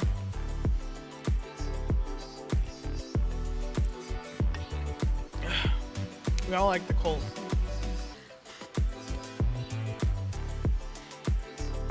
But yeah. I really don't have that much more like adventure stuff to talk about. I mean, that's right. I did take the dogs on a walk on a path I had not been on before. The first day. This is before I was sick. I literally was healthy one singular day. And then I fucking got hit hard with a fever and was like, even though I was only sick, like super sick for one day. But like felt like that was the end. I felt like I was fading away. But that first day, it was a path that like their owner had told me about that I could take the dogs. She was like, yeah, it's open to residents if you want to go to this location. I put the address in the GPS for you so you could take it and like go, and it's shady and it's like, it has a nice little lake next to it. Like, it's a really nice path. And I'm like, yeah, sure, I'll do it. If the dog, like, I don't have to worry about it. The dogs know the way. Which, the real talk though, these dogs took me on the path. I may have been holding the leash, but the dog showed me where to go. Like, the dogs had taken this path so often, they were able to take me through the path and then back to the street. But it was really nice. It was, very very wooded. I got bit the shit out of by mosquitoes, even though it was like, I was like, it's early in the morning, what are you doing here? But yeah, I got bit by bugs like crazy, but it was gorgeous. The most interesting thing about it though, is like the path had been owned originally by a place that called itself the Dolce. And the only reason why I know this is because there were signs up, and it now is like a public trail. But before it was like the Dolce Trail, and I was like, oh, all right, well, I guess. And so this goes around a little man-made pond. Not really a lake. It's like a man-made pond, I think. I actually don't know if it's man-made or not. Maybe it's not. Anyway, it goes around a pond, right? And that's why there's so many fucking bugs. And it's like they got little like it's really run down, but like they have little benches around the pond in different spots where you can sit. I'm walking the dogs obviously, so I'm not doing that. But I'm like making my way around. And as I'm going around like this little pond, I find what I call the Jesus monoliths. Now, before you ask too many questions, they're not monoliths, they were brass plates. I don't know why monolith was the word I decided to go with. But it's like whatever the Dolce was, or maybe what it wasn't, maybe what it used to be before it was the Dolce, had to have some sort of religious ties. Because the brass plates that were around this pond in different places, like they obviously looked like they hadn't been really taken care of, but you could still see what they were. They were depicting Jesus and and his disciples or whatever walking to the cross to get crucified. It was fucking crazy. I was like, this is incredibly fascinating. Like, I wonder who owned this land before it became a trail. Yeah, exactly. It's exactly what my thought process was. But then I was like, this is so cool. This is so fascinating. Like, whoever like had this put up originally must have put a lot of money into it and like a lot of time and like a lot of effort, because these are like brass or copper plates because they had been tarnished. They're like, I think brass though, because it was like a brown tarnish. And like a lot of brass statues have that like black brownish sort of like tarnish as time goes on. And like I said, they were like encased in brick, and the brick was like falling apart, on each one of these. And I was like, I'm some kind of weird alien creature, because I think this is the coolest thing. Like, this path that is like really unassuming, really beautiful, like nature wise, is covered in all this religious imagery. And it's like they're not like, not all of them are like the same distance from the path either. Like some are like a few, like 2 or 3 feet from the path, and then some are like 5 or 10 feet back away from the path. And like in total I counted 8 of these, like depicting this imagery of Jesus walking to crucifixion. And I'm like, this is incredible. I don't know why I thought it was so cool, and I don't know why I think it's so cool, but like, it was cool. I was having a great time. Like, despite the fact that like I was enjoying nature as well, and the dogs really were taking me for a walk. By the way, I'm walking 3 dogs at once, so it was really funny to like be like, I don't know where I'm going. I'm letting the dog tell me where to go. I'm letting the 3 dogs tell me where to go, and we're just walking. And, after being bit like crazy, and my legs are still covered in bug bites, it's awful. I really had a great time, actually. One of the things that I really enjoy about dog sitting, because I don't have big dogs, my dogs are small, and they don't really need much of a walk. They can be walked around the front yard, and then they're good for the rest of the day.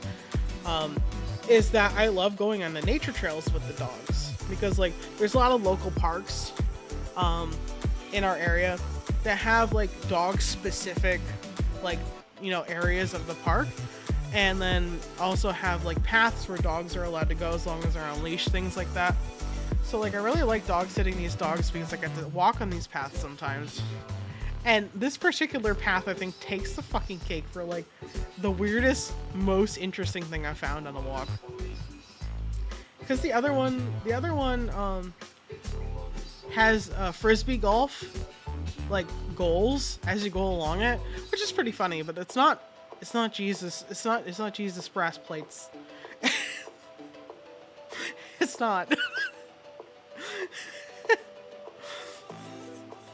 But sometimes on that other path though, I see frisbee golfers. I get to watch them do frisbee golf while I walk the dogs. And also same situation. The reason why I know those paths now is because the dog showed me where to go. Like, never doubt a really well-trained dog. Okay? Like the two older dogs out of the 3 big dogs, so the ones that are 10 and 9, actually had like training with a trainer because apparently she was friends with a trainer back when they got them as puppies.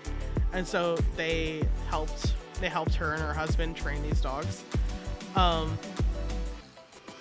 The two big ones, like the 3 big ones, can walk off leash, and I don't have to worry about it.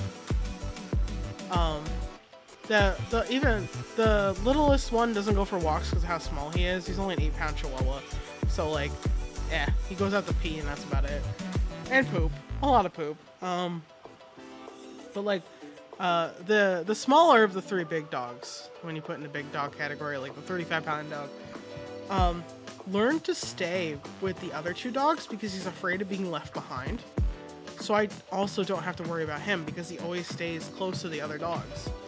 And it's really cool. And it's like, I can't do that with my dogs. Like, Lola, which is little dog that is always here when I'm streaming, which like right now she's sitting at my feet because she's like, my human! Little dog, she mostly will stay with me if she's not on leash, especially in the house, because if she loses sight of me while I'm in the house, she goes into, I'm sad. She becomes sad dog. And like off leash, if there's nothing else of interest, she'll stay with me, but she really likes to go after the various wildlife that she sees in the yard, and so I have to keep her on a leash. Sorry, my nose is very bleh. And when I talk, my nose, so this is how you know that like I'm very nasal when I speak. It's because when I'm congested, like I'm very minorly congested now, I've kind of gotten through the majority of it, but when I speak, it makes my nose vibrate so much, and I can feel it when I'm congested, because then the boogers start to move. It's disgusting, but I hate it, but it's the real reality of the fucking human body here. But like, recently there have been frogs hanging out near my yard, in my yard. There's water nearby. And my little dog wants to fucking chase these frogs. She wants to end their lives so bad. I cannot, that's why I have to keep her on a short leash when we go outside. I'm like, you're not chasing fucking frogs. And she's like, I want to chase the frogs. I want to chase the frogs. Let me chase the frogs. Frogs! I'm like, no, dog. You shall not chase the frogs. Let the frogs live their life. And she's like, you're no fun. And I'm like, yeah, I'm the human. I'm not supposed to be fun. I am authority. I am the human. Like my thunder sound effects? Special just for you guys. But yeah. Dog stuff. What do you mean no? Dog stuff. It is dog stuff.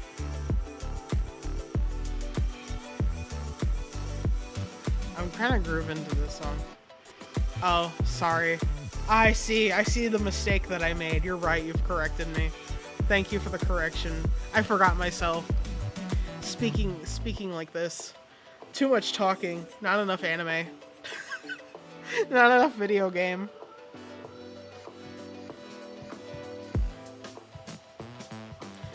I'm her favorite human-like creature called a femboy. But yeah, my little dog is very attached to me.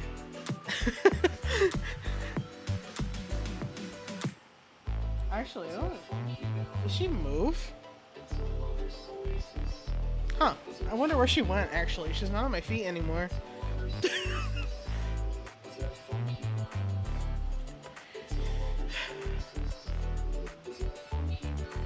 Little dogs.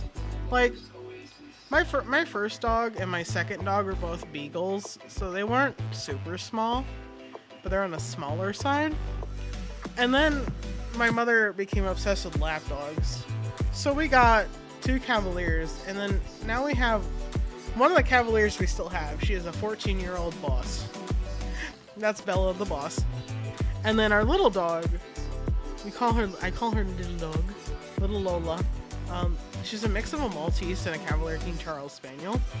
So she's the smallest dog I've ever had. She is 10 pounds. She is slightly bigger than that Chihuahua I take care of. So little dog energy. She's very cute. She barks a lot. I love her to death. She loves me to death. If she can't find me, she's the saddest dog in the world. And every time I go outside, even if it's to check the mail, she attacks me like I've left her for dead. She's so funny. If you can't tell, I love my dog. I love dog. She's very sweet. She's very baby. Baby dog. She may be 5 years old, but she's a baby to me. She'll always be a baby to me.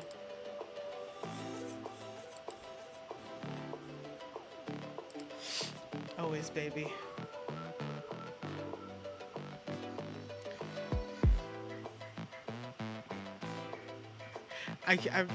The music is getting me. I'm starting to go. Oh man. So yeah, I've had a dog-filled 2 weeks, essentially. An anime and dog-filled 2 weeks. I kind of I realized there's some events and stuff going on in both Honkai and Genshin Impact that I want to get through as I get back to streaming games. But I also really need to finish Grand Blue Fantasy Relink because I'm so close to being done. And then once I do that, I can start playing Bullet Witch, please. I just want to play Bullet Witch. I want to go... I remember playing Bullet Witch when it first came out and being like, damn, this is kind of crazy. A witch with a gun? And then Bayonetta came out not long after that, which is doubly hilarious. But yeah, I want to go down memory lane and play Bullet Witch and be like, man, I remember this. And the thing is, I don't remember Bullet Witch very clearly. I, for some reason, remember her fighting off aliens, and I don't know if that's correct, or is that something I dreamed of, you know? Because I feel like Bullet Witch came out as a response to Devil May Cry because it's the same style of gameplay, and they were like, what if we did Dante but a lady with a gun? And when I say with a gun, if I remember correctly, the gun is almost as big as she is, so it's big gun big gun big as lady. So I'm very interested in playing it and being like, this was the gun witch before Bayonetta. Which I played the original Bayonetta, and since I didn't own a Wii or a Wii U when the second game came out, I haven't played any other Bayonetta. I played the original Bayonetta on, I think, Xbox 360, Xbox, whatever it came out on. And this is sorry, I'm burping now. This is not the only game that I have to play, which is why I'm like, what am I so back when they were having a Steam, I think it was the Steam, the beginning of the Steam summer sale or something like that, or maybe it was Golden Week. Maybe it was Golden Week.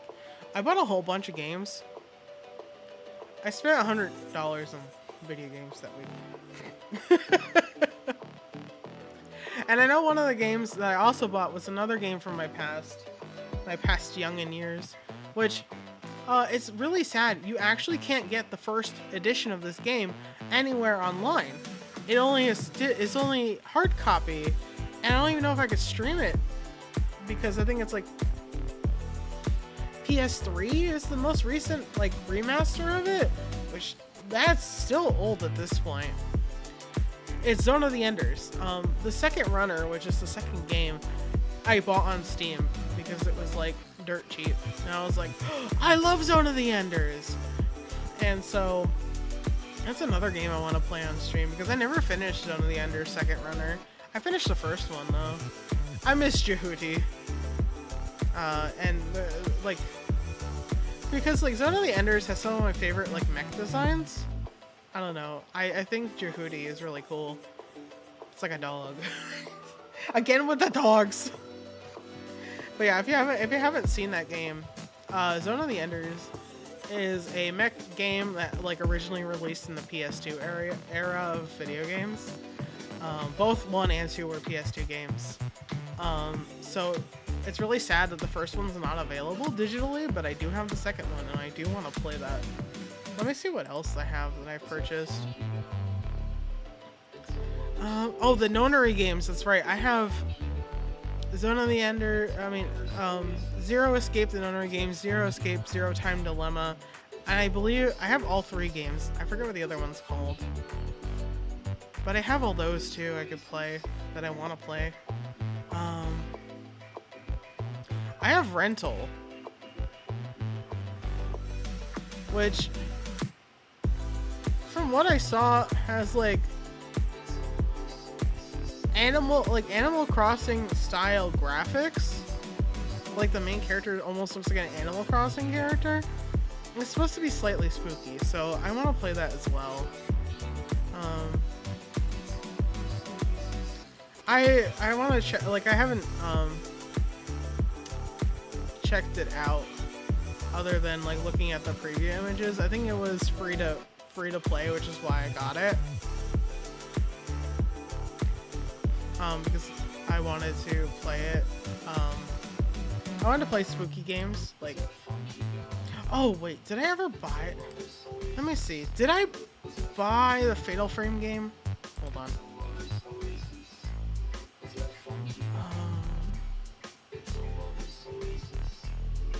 Fatal Frame. It's Eternal Return.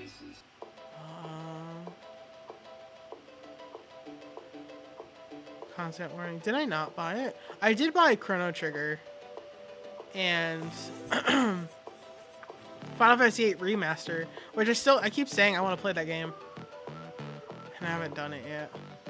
Because I played that game so many times. Like, when I tell you that when I was a child, I played that game so much, my mother knew all the lyrics in the ending song. My mother will verify if I asked. Be like, hey mom, you want to tell Stream what I did when I was a kid and drove you fucking crazy? She'd be like, yeah, I play that fucking game. It's like Final Fantasy VIII is such a comfort game for me, so I'm like, I don't know, man. I don't know if I actually want to, like, I keep saying that I want to play it on stream, but I don't know. Oh, Alice Madness Returns is the other one that I bought because it was like $2.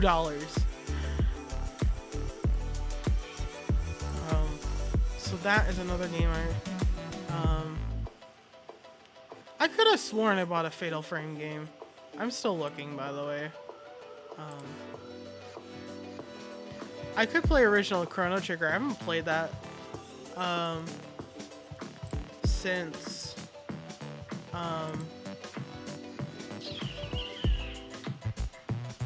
that's actually a good question. When did I play that game last? So back in college, I found my dad's Super Nintendo. Genshin, yeah. I have to play the story event. Play art. Sure, I should do more art streams. I should do art. But back in college, I found my dad's Super Nintendo and I played a bunch of like SNES games. I played the original Final Fantasy VI, which was labeled as Final Fantasy III in the US, and Final Fantasy II, which was actually Final Fantasy IV, because of the funky like conversion. They didn't bring all like originally they did not bring over 3, like 2 and 3. They brought over 1, and then they brought over 4 and 6, so they completely missed 2, 3, and 5, and then re-released them on like Game Boy Advance and the DS like way later. Fun Final Fantasy fact, because I'm a Final Fantasy nerd also. At least like the older games. So when Final Fantasy 7 came out, that actually was labeled as 7. It's, you know, and so it jumped from 3 to 7. People were like, what happened? Well, what happened was they missed a bunch of the games that were in, you know, they didn't bring over from Japan. And so your Final Fantasy 3 was actually Final Fantasy 6. I think I also bought Final Fantasy 6 Remastered on Steam, which would be really fun. I just want to play old games because they're my comfort. My comfort games are these old RPGs that I play. Fatal Frame Project Zero, Maiden of Blackwater. I did buy that, so I should play that too. I do also own Hatoful Boyfriend. The story about that is that it was on sale for like $2 on Steam, so I bought it. And this is years ago, mind you. This is years ago. I played the one route with the doctor.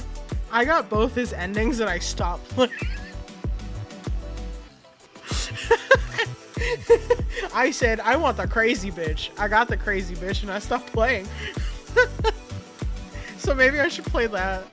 Because I have it. I have Hatoful Boyfriend.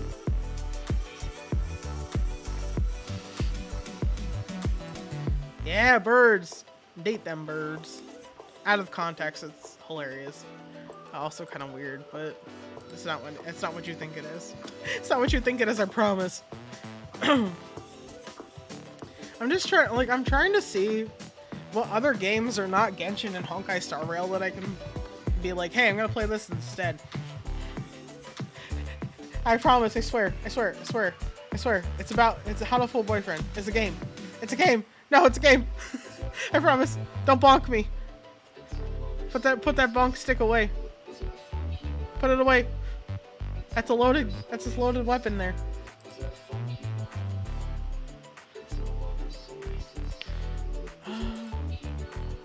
I also have Phasmophobia. I need to play with the trash gang.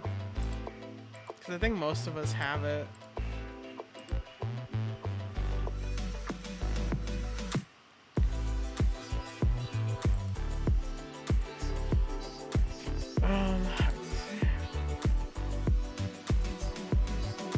I do have quite a... Oh, I also have Soul Hackers 2 I need to play. Can you tell how many the backlog of games that I have?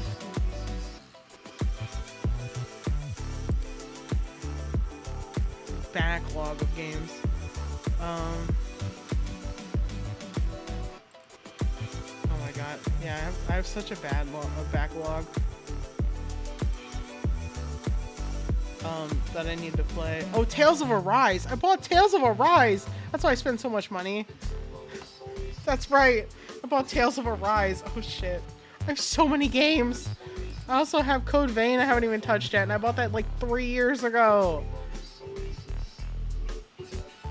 Anyway. I'll be honest with you. If I didn't work full-time job, on top of, you know, streaming, I would be going through these games, for fuck's sake. So I definitely am like Bullet Witches next, because that should be a really quick game. Should be only like 2 or 3 maybe. No. Huh? I know. I play so much like I'm not gonna lie. When I tell you I've played Genshin and Honkai Star Rail almost every single day since they released, that's not an exaggeration. That's why I don't do anything else. I'm like, I gotta do my dailies.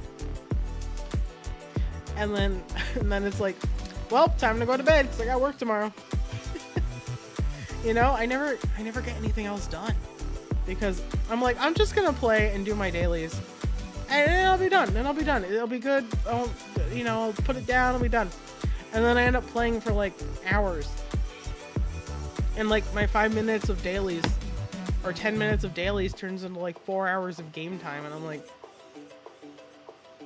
I gotta go to sleep now. Well, that sucks. So I really have to like go through more games. Oh my god, I'm still swallowing snot. I hate this. So after I finish, like, I get the new oh my god, Lawfu stuff in Star Rail, and then the event, like the Genshin event I need to do first, because that one has, I think, ends first. The other thing is, like, Star Rail events like kind of like blaze through really quickly. It's most of the story stuff, because I said that I was gonna stream all the story stuff for Honkai Star Rail. Genshin, it was like if I felt like it, but like I feel like event stuff is kind of important to share, because it, you know, in the long run, since they don't rerun events, I think it's more beneficial for everybody who like enjoys that content to have recordings of it from different people to see what they thought and what they think, and like thoughts about stuff as it's happening, because growth. And it's entertainment, but also it could give people different perspectives, and maybe they could think about new theories and things based on something else that somebody related to, you know? Or, you know, or saw. I can't do it tonight. It is very late, and I still have to finish laundry. Being an adult is silly. I don't want to do adult things. Somebody else do my laundry. I won't pay you, but if you do it for me, I'll be happy. You'll get my undying thanks. I know, right? How dare I be responsible?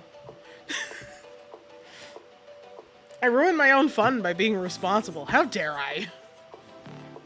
I do think, though, like, next week, because I'm not sick anymore, I will get back to streaming regularly. That's the hope, anyway. That's the goal. I'm also not going anywhere for, like, the next couple months, maybe, hopefully. That is quite a deal.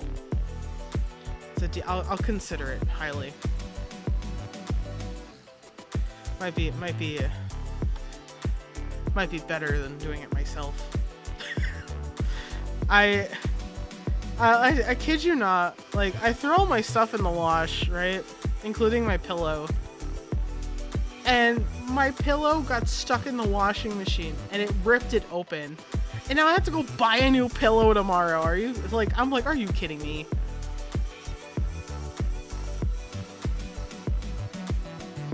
So yeah, I gotta be a responsible adult tomorrow and go buy a new pillow, because the washing machine decided to eat my pillow. And it's like, I decided to wash it because before I had left to dog sit, I'd been at a convention. So like, I was like, oh, it might be a good idea because I haven't been sleeping in it. I should wash it, especially because I got sick right after the convention. My washing machine decided that I chose violence, and it ripped my pillow to shreds. So now I have a ripped pillow. So yeah, tomorrow I have to be a responsible adult and go buy a new pillow, which I don't want to do, but whatever. The washer decided otherwise. The washer decided I needed a new pillow, even though I just bought that pillow, I think, like 2 months ago. It's like a fucking practically brand new pillow. It's like 2 or 3 months ago I bought that pillow. I'm really upset. Like, now that I remember that the pillow got shredded in the washing machine, I'm really upset, actually. I'm gonna punish that washing machine. I don't know how, but maybe I'll glue googly eyes to it. Make it look stupid. I don't talk about this often, but like, my classic prank,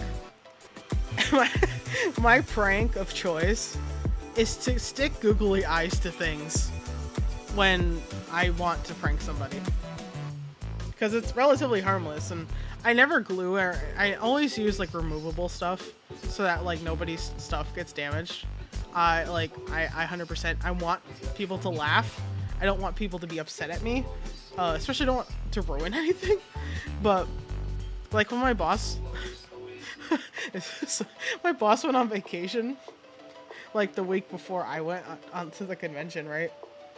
And while I was gone, I put googly eyes on all his stuff. He came back. He comes back, and it like he doesn't say anything for days, right? And I'm literally about to like it's like the day before my last day before I go to the convention, right? Before I leave for the convention, right? And he goes, "When did we get googly eyes?" And I said, "We didn't. I brought them."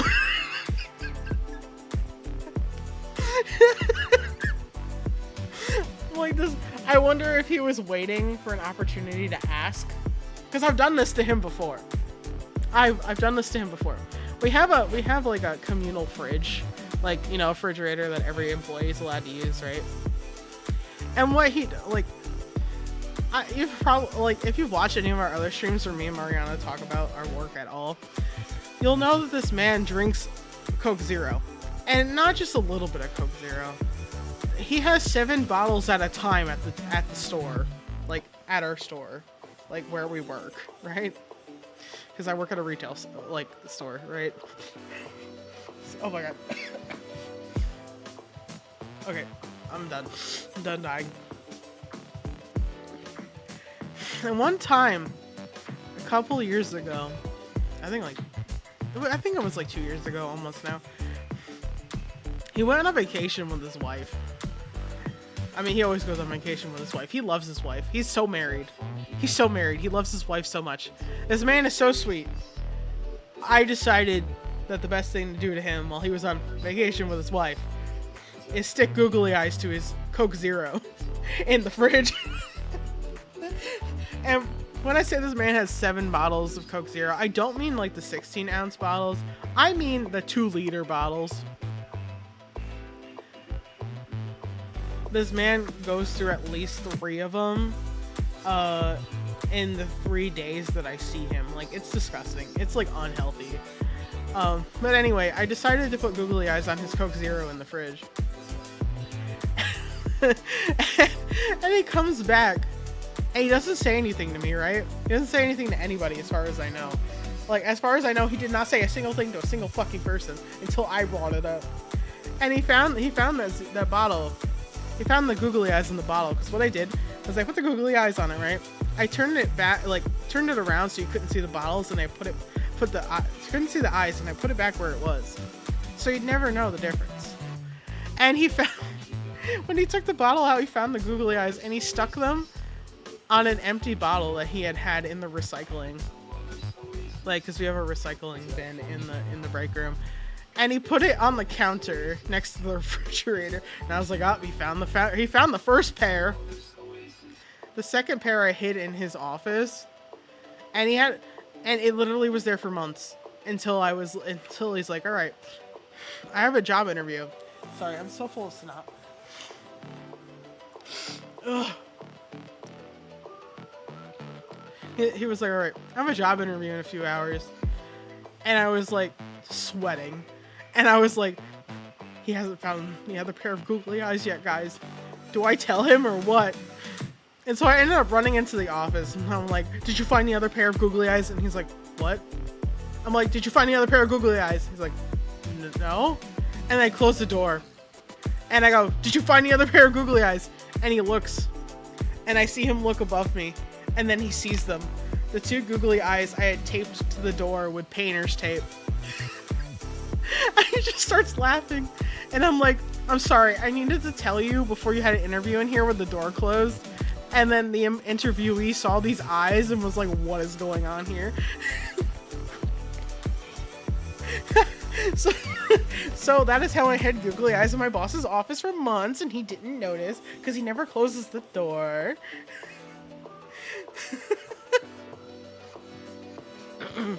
Yeah. So, if you find googly eyes somewhere that you weren't expecting, it probably was me. I probably did it to you. I don't know when I decided that was funny, but it's funny. I literally made a character who does this as a prank Um, like, she's 5 years old, right? But, you know, to encourage her to not do destructive things, they're like, if you want to prank somebody, why don't you just put googly eyes on their stuff? And then when they find it, they'll be so surprised. And she's like, oh, that's brilliant. So yes, I have a 5-year-old character who pranks her parents and her family members by putting googly eyes on things. And so I've taken that and brought it into the real life. And my boss is a victim. My boss was the victim twice now. I got, you know, you just, sometimes you just gotta be silly. And that's me feeling silly. Me being silly is, sticking googly eyes in places and waiting for my boss to find it.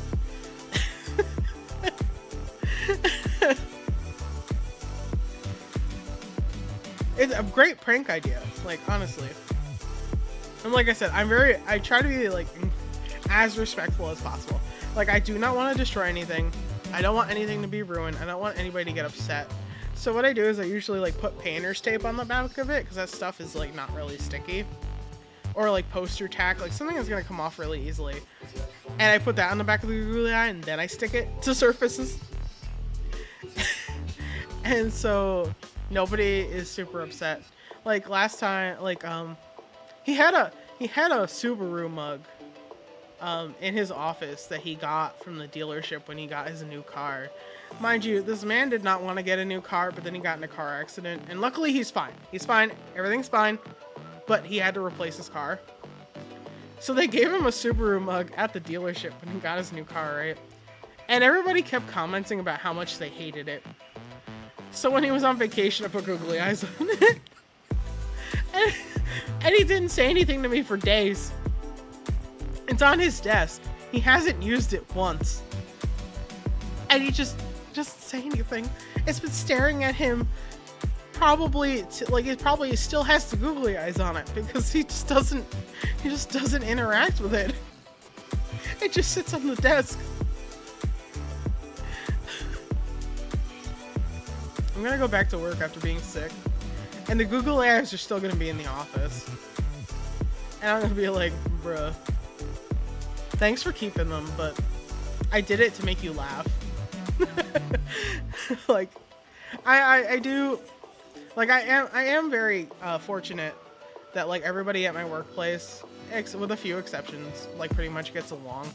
And the reason why those people don't get along with the rest of us, because all they do is complain instead of, you know, actually doing their work. Everybody else does their work. Like, I don't know. Anyway, I'm very fortunate that, like, we all get along, and we all think that, like, that is funny, and, like, because I probably could have gotten in trouble even though it was non-destructive, but my boss is a good sport, and I did it to make him laugh, so I hope he appreciated it, and I hope he still appreciates it. I like, because anytime I think of doing a prank, I think of doing something that actually makes everybody involved laugh, which is why I decided googly eyes was the fun thing, was like the funny thing to do. And quite frankly, he did laugh. He did think it was funny the first time. So I think he thinks it's funny now. He just hasn't said anything. Like, and, you know, that's just how I am. I'm weirdly like, I want to make you laugh. If I'm gonna laugh, you're gonna laugh too. Come take these googly eyes. Laugh with me. Laugh.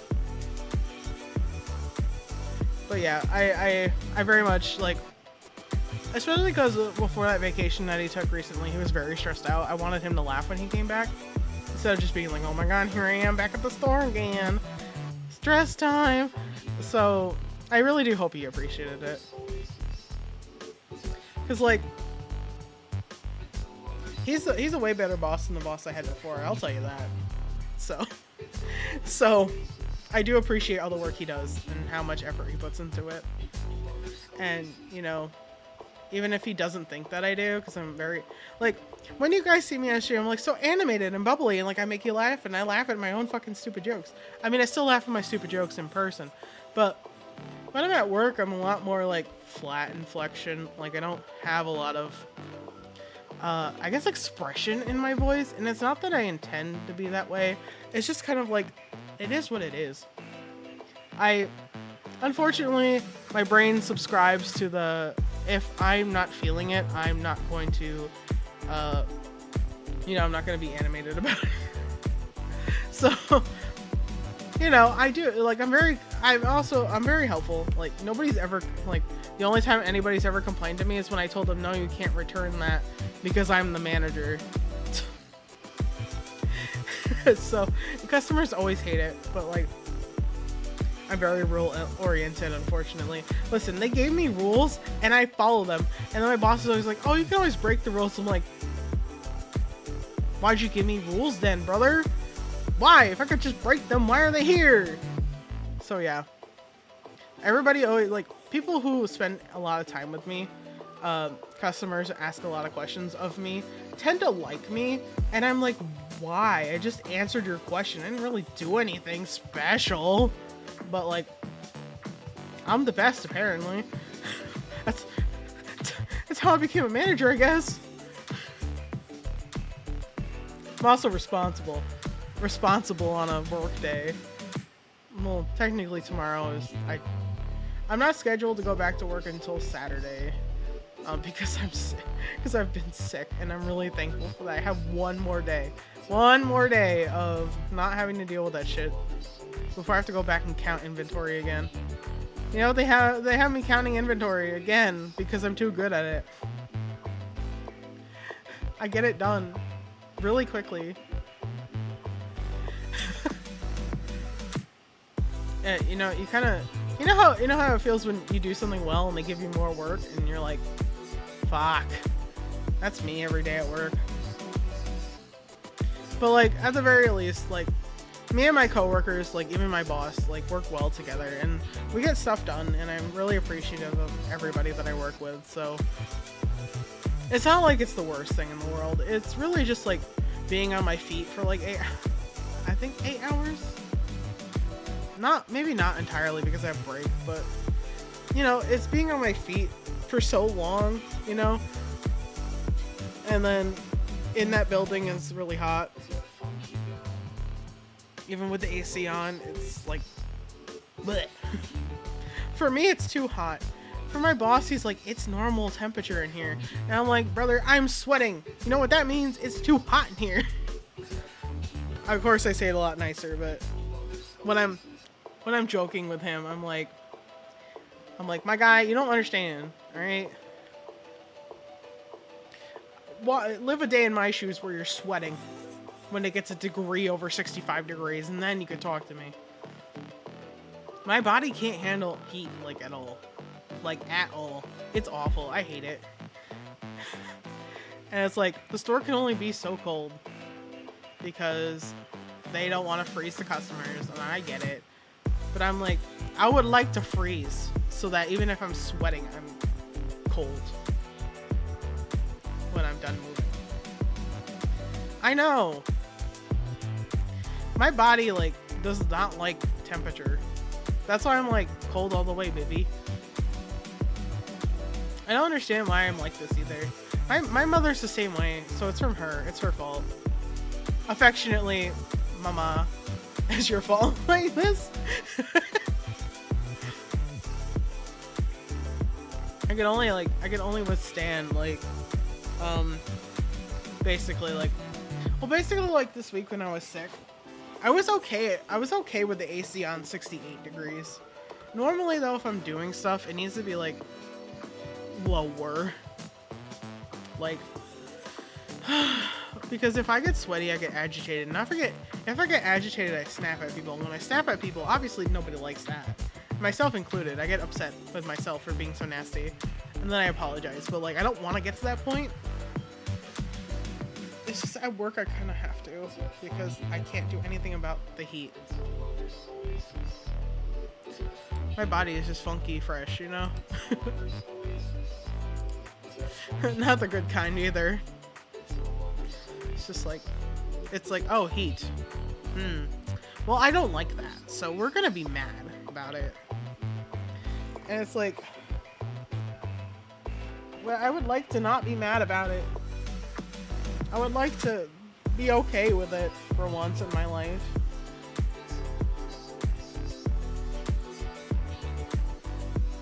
You know? Oh my god. Sorry, I'm...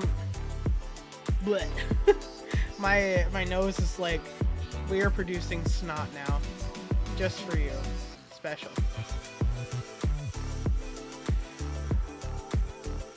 So I'm like, bleh.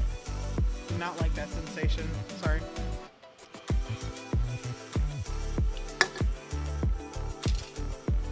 There's no more water left in there.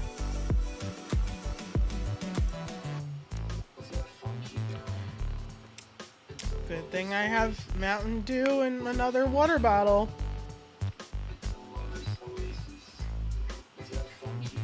Actually, I'm really glad that I got this water bottle. It's 32 ounces.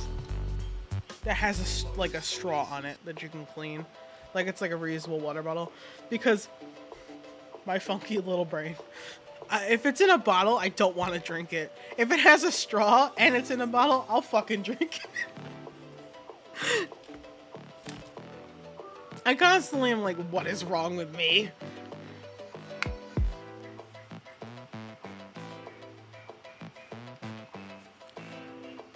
I'm just a funky little guy, you know? I don't understand why I'm a funky little guy, but I'm a funky little guy. I can't help it. I've discussed this with my friends before. They're like, yeah, but, you know, it's fine. I do the same thing, and I'm like, we're all like this, aren't we? Every single one of us is just funky little guys.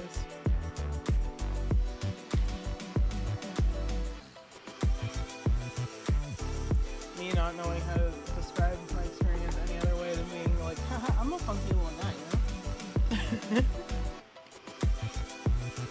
That's really what it is. It's like, it's the same thing either way, but like if it has a straw in it, I'm 90% more likely to drink it than if it doesn't and it's just sitting there and I'm like, I have to lift that. I have to tip that upwards. I don't know.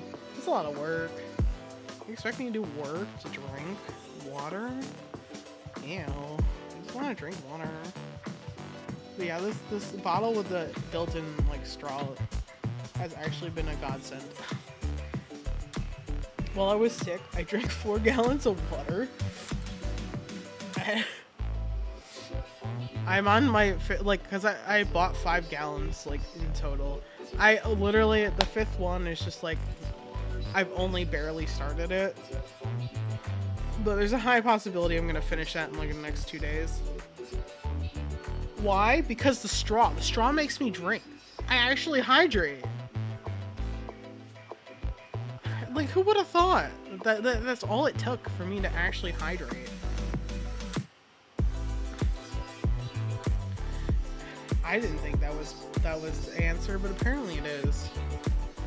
And you know what? At this point, as long as I can figure out how to work with my brain, it's good enough for me. I've gotten to this point where I'm like, I just want to work. Like, I just want my... Oh my god, sorry. That's a soda. I just want to function. So if we can find out how to get me to function, I'm good with it. I'm chill with it. So me and my funky little straw cup will keep myself hydrated because I can't tell you how many times at work I've almost passed out because I don't hydrate. And I sweat like crazy, so I found the hack, dude. I found the hack, guys. I hacked my brain. It's the straws is the answer. Straw was the password.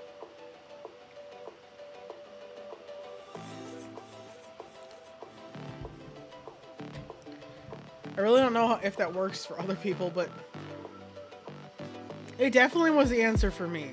It just really is funny that that's how it is. Like my brain said, straw. Straw good. Straw work. It's like, I don't know. I don't feel like I had this problem before, but maybe I have. The other thing is like I don't always get thirsty. That's my other problem. Sorry, I have to see what this is because It's driving me crazy. I don't know what it is. Oh, it's more paper flowers. How many of these did I buy?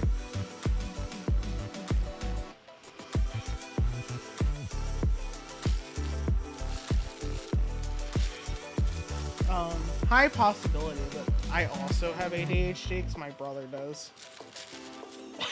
If you haven't noticed, because all of a sudden I was reminded that I have packages I haven't opened. The inner package because I got them and I was like, I can't. Oh, these are mini flower pots for my dolls. I literally have no idea what I bought.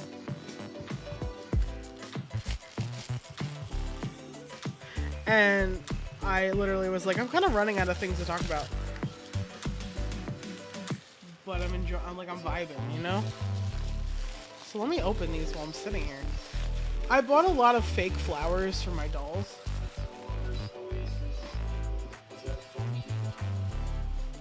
As props. Because the idea is that I'm trying to get myself to actually take photos of my dolls again. I used to do it all the time. And then depression happened. I don't know how to tell you. The spice is hot in here in my brain. Oh, these are more fake flower pots. Okay, I literally just bought a bunch of props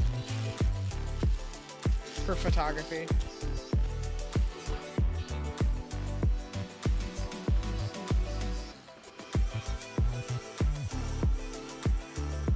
Well, I bought a lot of props. I really need to do something with these. I did also, I started making a backdrop for my dolls too, but I never finished doing that either. I went to the dollar store and I got a ton of fake flowers, I'm pretty sure it's over a year ago now at this point. It's probably almost been 2 years since I started that project. And it's not that I don't have the materials. I have the materials. Right? They're all here. I just have to cut them up and put them in the right place. Because what I'm doing with it is that, like I said, I got a bunch of fake flowers and I have been hot gluing them to a canvas because I don't paint on canvas anymore because I do watercolor, so everything is on paper. So I've been using my old canvases to make backdrops for doll photography. And like I said, I bought all the fake flowers right at the dollar store. You know, I have all the stuff. I am a good portion of the way through it, almost done. And then my brain was like, what if we don't finish it? And here, it's sitting here now. And I'm like, everything is set up. I just need to fucking finish it. Why can't I fucking finish it? And my brain's like, hee, I don't know. IDK, brother. You know how annoying that is?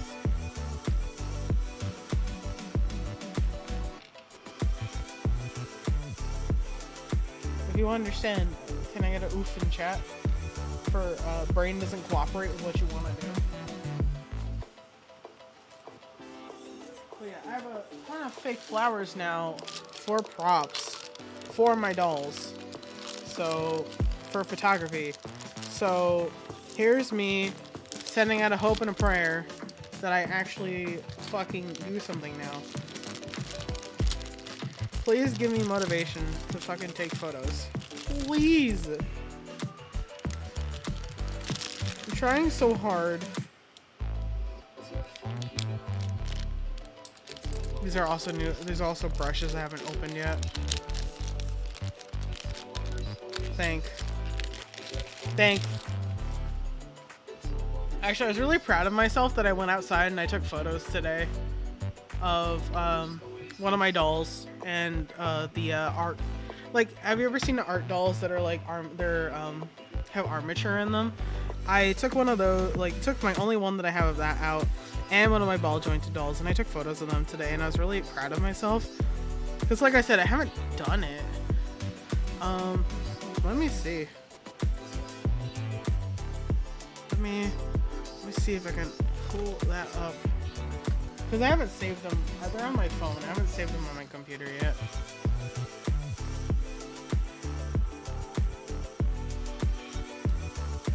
Let I sent them to my friends earlier. Hello, dog. You're back. Dog is back. I'm opening them. Give me a second. But yeah, dog is back. We love her.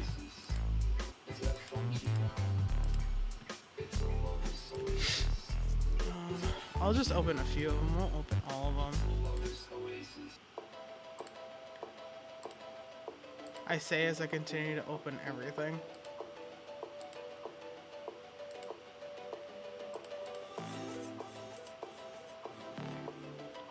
I'll show you 23 since I have him open. Let's see. Yeah, hi dog. You got a hi, Lola. She's licking my leg again. I don't know what she's licking. Oh look, I'm in my little trash can. But yeah, see this is 23. I'll open the other ones in a second, I guess.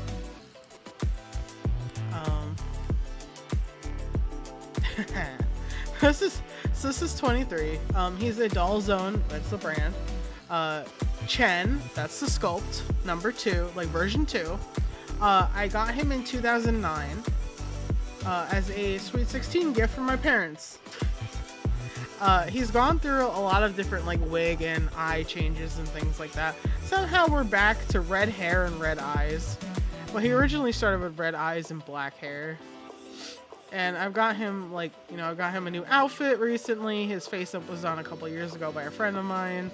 I got this resin bird skull mask from Resin Rose last year in my goodie bag. But yeah,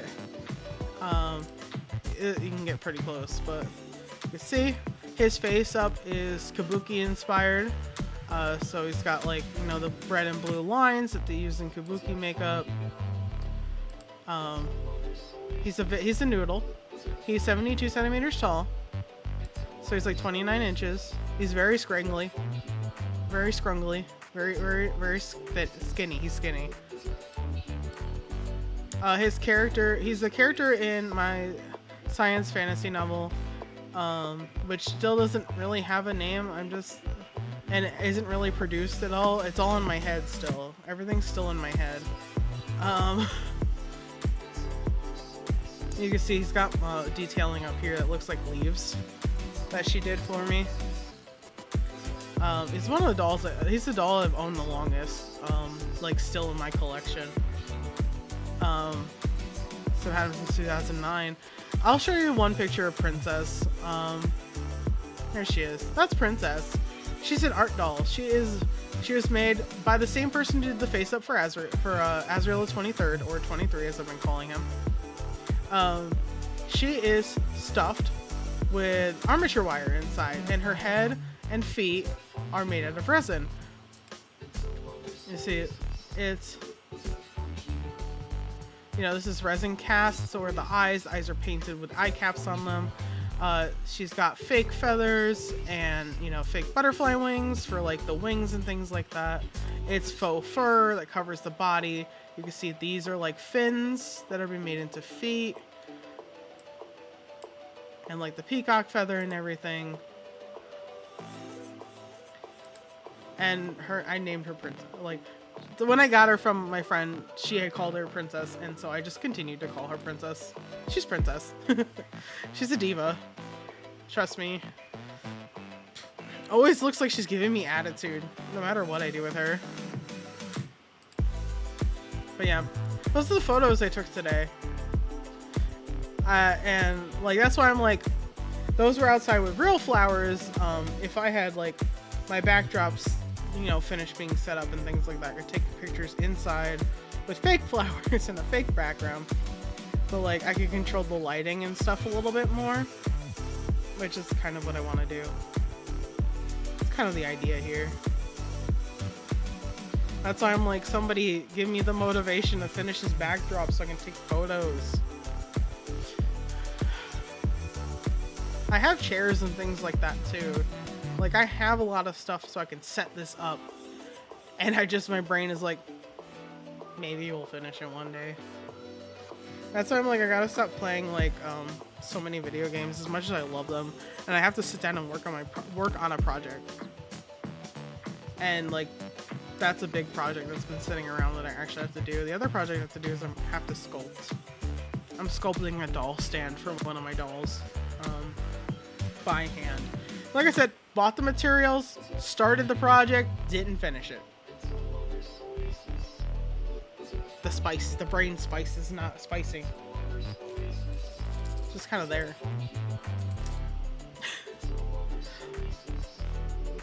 But yeah, so that's my funky little guys.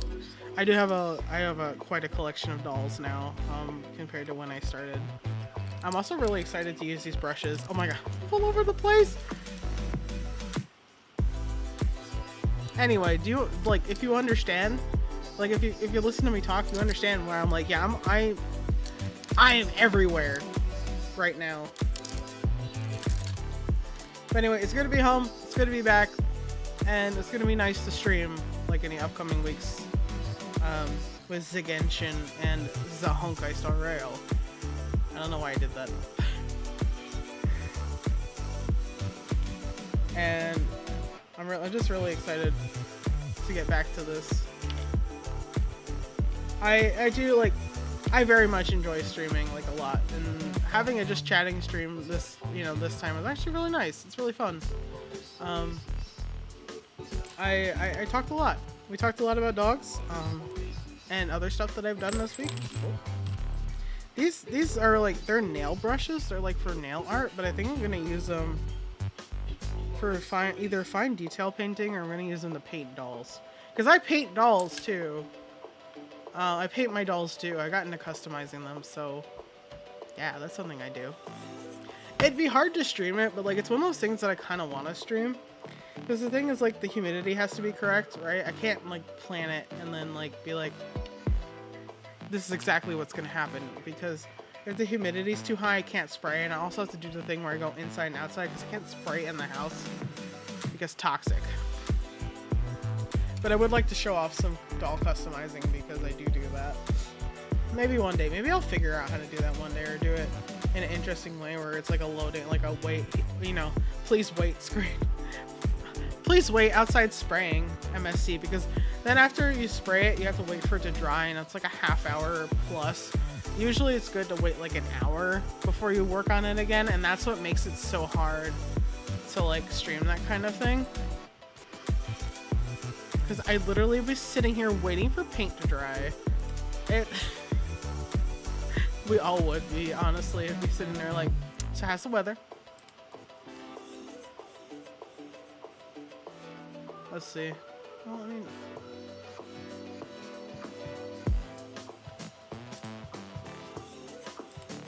problem with me is that I have so many horror dolls that I've done myself. It's kind of hard to show without being like, haha, avert thine eyes, children. Some of these dolls I've redone the face up on too, but I do have this like little bit of a tiny portfolio here of stuff that I've done. I'm opening them in the browser, so give me a second.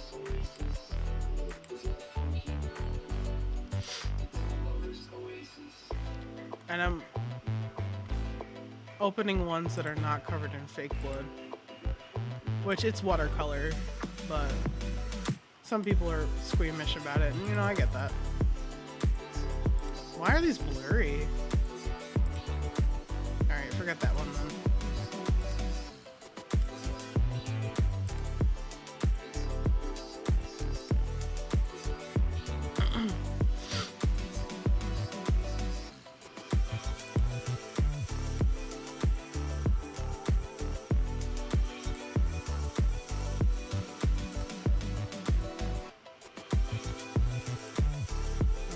I'm still opening.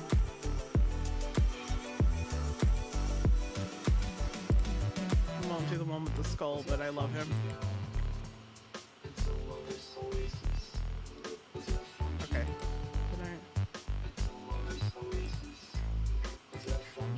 Come on, Chardonnay.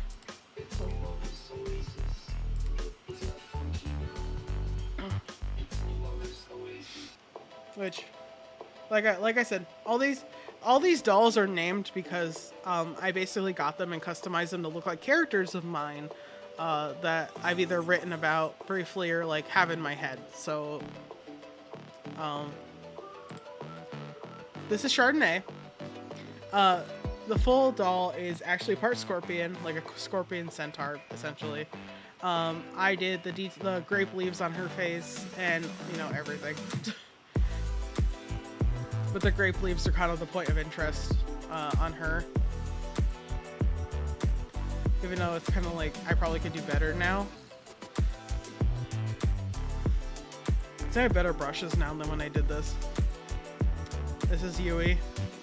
This is the girl who puts googly eyes on things as pranks. She's a kitsune. She's like 5 years old and she like kitsune years. Like I think she's physically much older, but like personality wise she's like still a kid. Because aging, oh god, that is blurry up close. Aging is funky in mythical races. This is Kier. And I did all the freckling with watercolor. You can kind of tell up here that it's paint. But some of the smaller spots you can't really tell. I did that by splattering the paint, actually. It's not actually like... I did not actually like go and like do each one like by hand in terms of like dotting them. I did splatter it across his face.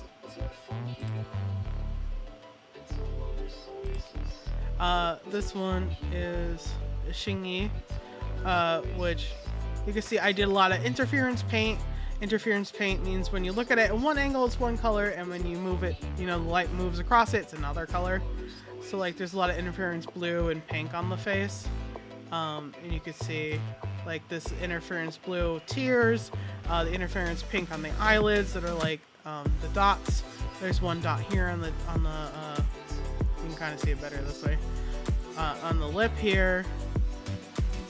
And there's also gold leafing. Like, it's fake gold leaf, but gold leafing on the sides of their head. They also are color matched. They were not this color when they started. I painted the whole thing. Let's see if I can get another picture of that. Here we go.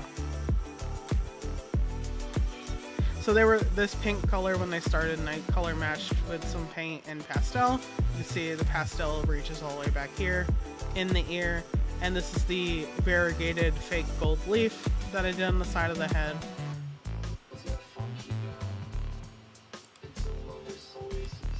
And then this one, I'm gonna change her name very soon. She was engraved, and I just highlighted the engraving with metallic paint. And then this here I did by hand, which doesn't look super good, but it's good enough. And this is an actual quartz crystal that's embedded in her head with a epoxy sculpt. Basically, I built the base with epoxy sculpt, and I stuck the crystal in it, and then put the fake gold leaf around it. And she's basically supposed to be, and there's also the resin flowers on her head too. Basically, her character is that she is the goddess of time and fortune telling. So basically, she's supposed to be like the changing of the seasons. But very, very clearly, she's very much fall all the time with like the orange colors and things here, but like the spring green here for flowers, and the red gold is supposed to be a mixture of leaves and like the sun. So, you know, I really love her. Let's get a side profile. Ow. Ooh. But yeah, you can see it. The quartz crystal here embedded that's in here, and the gold, like the variegated gold leaf around, and this is basically a permanent like modification, so that's never coming off. And also there's the blue dyed quartz kind of like leaves on there. This is Keigo. He's a very basic face up. He's just basic boy, just like, you know, not very much shading, not very much line work. He's average, and it's intentionally so. Geode is my crowning piece. My, I don't know, what do you call it? My magnum opus. Because each one of those crystals is a real quartz crystal. And I hand glued and held those in place until the glue dried. And he's got, like, he's color matched, you can see. The face is still way too pink for the body somehow. But I was really happy with how the rest of it came out. So I'm like, I am not wiping this. I am not changing this. He is covered in all this, like, iridescent plastic. Like, it's like supposed to be, like, confetti glitter. And then he's also got the metallic watercolor on his lips. You could see. Because as the name implies, and he's got a stone in his eye rather than like actual doll eyes, because as his name implied, he is supposed to be a rock golem, and so the rocks like on like the crystals pouring out of him and stuff is like from his rock core, like from his crystal core inside. Yeah. You guys, I got some cool guys here. This is another version of Yui, but she's much older. And okay, please understand that the dye was gray. She came out brown. I don't know what happened. The dye must have had some weird reaction with the resin, because when I put her in, it was gray. It's a lovely color. I'm not gonna lie. I really like this color. There was nothing I could do at that point, so I was like, I guess she just changes color when she feels like it.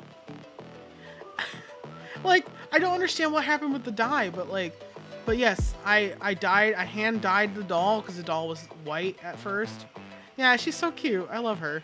I love Yui.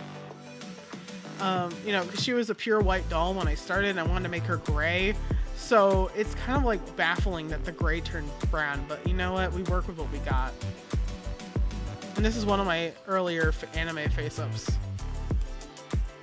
This is Ming. All his pictures are kind of blurry. You can see. This is mica flakes, basically like glued to his head in different spots, and everything on his face is metallic, like metallic watercolor for everything on his face, or metallic powder like the Pearl X powder. It's like, he's a scraggly guy. He's like basically my version of Hades. He like watches the underworld in my story. And so he's like kind of spooky looking. Like he's got the green ethereal glow around his face and the pure gold eyes. And he's gray. You know, because dead. Because underworld. Why not? This is a doll that I have this head but does not have this face up anymore. Her character was that she was a dancer. I've changed it so that like it's no longer a she, it's a he, and he is very sassy now. It's like a entirely different doll now with the new face up. But this is a really nice like sort of like, this is a nice like face up. I like how it came out, even though everything's not 100% symmetrical, but it's like symmetrical enough, if you know what I mean. Let's see. I don't know if I have a picture of the new face up and the new body. I don't have I do. So this is what that doll looks like now.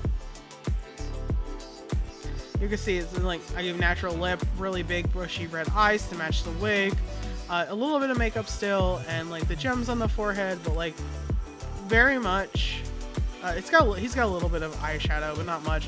Very different than what this was. This is Azrael the 25th. He's got very fluffy hair. He's a dragon. That's why he's got this eye here. He's a dragon. He's partially dragon.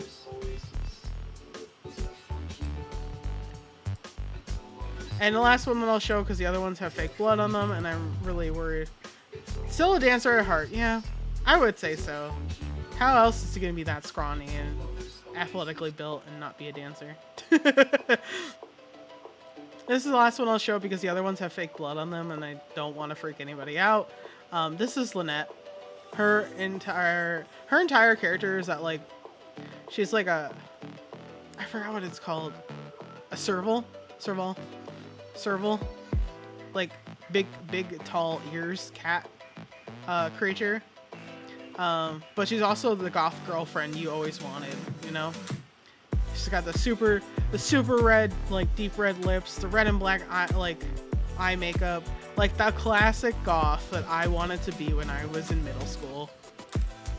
And like, I did this with watercolor, and you can see, like, I do it with watercolor pencil now instead of watercolor because you can see the breakage of the paint like drying unevenly on the surface because it's watercolor and it's plastic.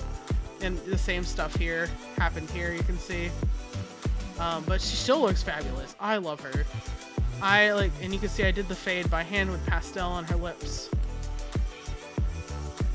She's like the goth girlfriend you always wanted.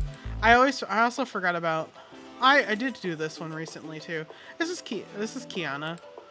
I'll open that. You can see my Baiju, my man. Wow, that's blurry as hell. But this is done in acrylic paint, like her bright green, like lip makeup and everything. And these are done with watercolor pencils, eyebrows. I also gave her fake piercings by gluing nail art charms to her head. She's like, I love her. I love Kiana. She's my girl. Like, so Kiana's character is that she's like she works at a gym now, but when she was younger, she was like a show fighter, and I keep waffling on if she's like a boxer or a wrestler or an MMA fighter, but like that type of fighter. And so like her character archetype for like the show's place reveal, question mark. Oh, mixed martial arts. Yeah, I like, she's that kind of fighter. Like, she fights on TV, and it's like, ooh, nice. I was like really inspired by, I have a friend who is like really into wrestling, and actually he's like don't tell anybody I'm training to be a wrestler. I'm like, dude, you do you have fun. But yeah, so I was really inspired by the idea that like, by that, like, he wanted to be a wrestler. And like knowing how like he enjoys the show, like the characters and like the show of wrestling and stuff like that. So I was like, man, maybe what if she's a wrestler? But then I was like, oh, but what if she's like an MMA fighter? Oh, but what if she's a boxer? Because Risley came out around the time I made this character. so,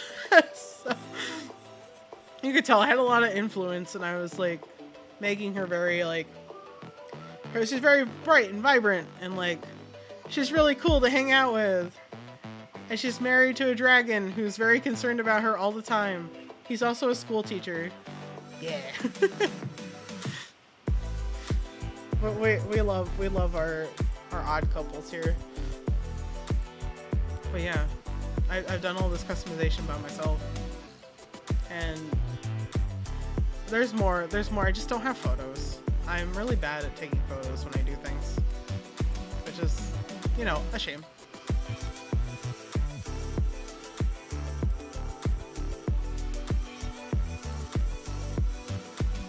And the other ones I do are like horror dolls, and I'm always, like I said, I don't really want to miss Kobayashi's dragon teaching.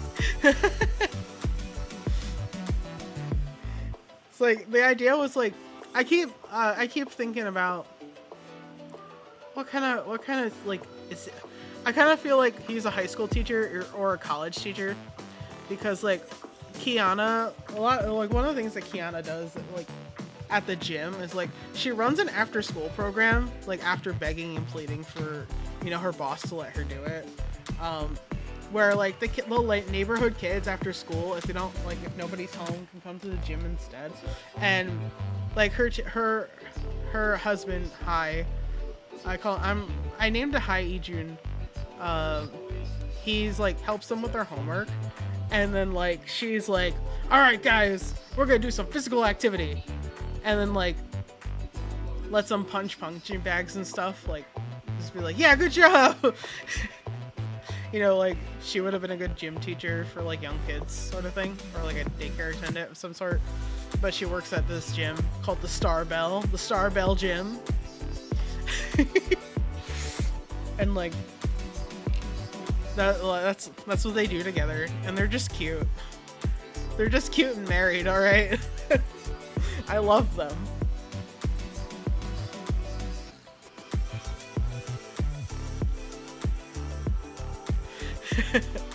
Because like one of my characters, one of the kid characters that I have is in that, like, who goes to that program because they're like neighbors. She lives in the same apartment complex as Kiana and Hai, and so they walk her home together.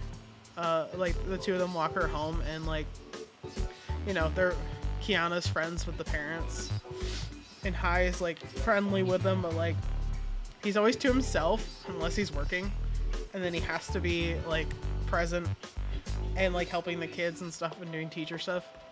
He's really an introvert. If he could be, he'd be a NEET probably. He'd be like, I don't want nobody to bother me. I want to read. He's a nerd. But yeah, I've been thinking a lot about my characters. Because I've been by myself, not talking to anybody really because I was sick, and I was like, what if I daydream about characters while I lay here scrolling on YouTube or TikTok, staring at videos because I'm sick. I still feel like I still need to do a stream where I talk about OCs, because I draw a lot of portraits of these characters, and like I have stories and stuff like written out for them in little tiny like paragraphs and stuff, but it's like I never talk about it, so nobody knows about my creativity. Nobody knows who I really am. It's not a phase, Mom. I'm a real femboy.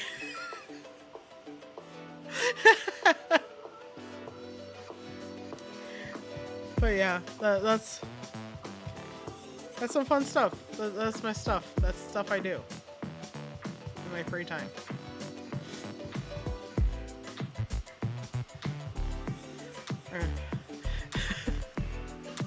Yeah.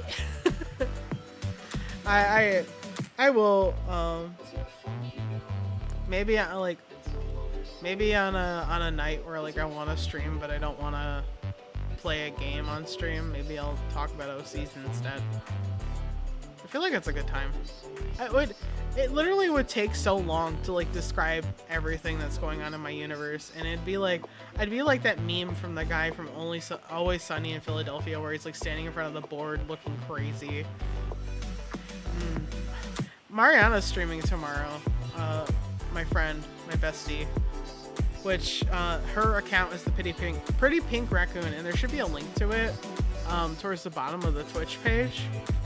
I don't know what she's going to be streaming, but knowing her, it's probably going to be Star Rail or Genshin. So I was trying not to stream when she's streaming, so I could support her like by watching her stream, you know. Gotta support your besties. But yeah, it also really depends on if she actually streams or not. That's why I'm like, I don't know. We'll see. I'm also I gotta make a schedule. That might be what I do tomorrow. I might make the schedule tomorrow because that's literally takes me the longest. The longest thing, it takes me the longest to make a schedule. Because I'm always like, what do I do? Am I gonna have energy to do this after work? Or should I do it on a day when I'm not at work? You know, the usual. But I do think it's gonna be schedule making tomorrow so that I can prepare for the rest of the week. I dropped a fake flower. No.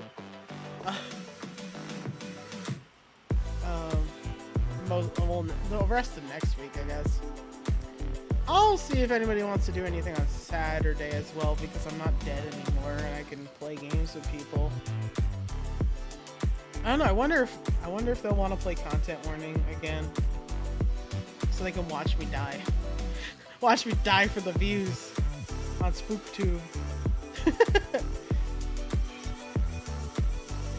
But yeah, usually, you know, we stream on Saturdays, the Trash Gang, which is me and my friends, Mariana, Travis, and Aiden, which will probably be my next stream, so, like, here, depending, like I said, depending on if they want to do anything, because that's usually our day, and also depends on what they want to play, because usually it's Genshin. Usually we do the Genshin grind, but we've been playing, like, Lethal Company and, content warning. I couldn't even think of the word and I just said it. Content warning. Because they're different. And we've played Genshin, like, every week for almost a year on Saturday. So yeah, we'll see. We'll see. I hope she's not sick now, because she was with me at the convention and I got sick. So, you know, I'm just hoping she's doing alright. She hasn't really talked to me today, so I don't know. It happens. But yeah, I'll be honest with you. My lips are very dry. It is midnight. I have to be responsible, I think.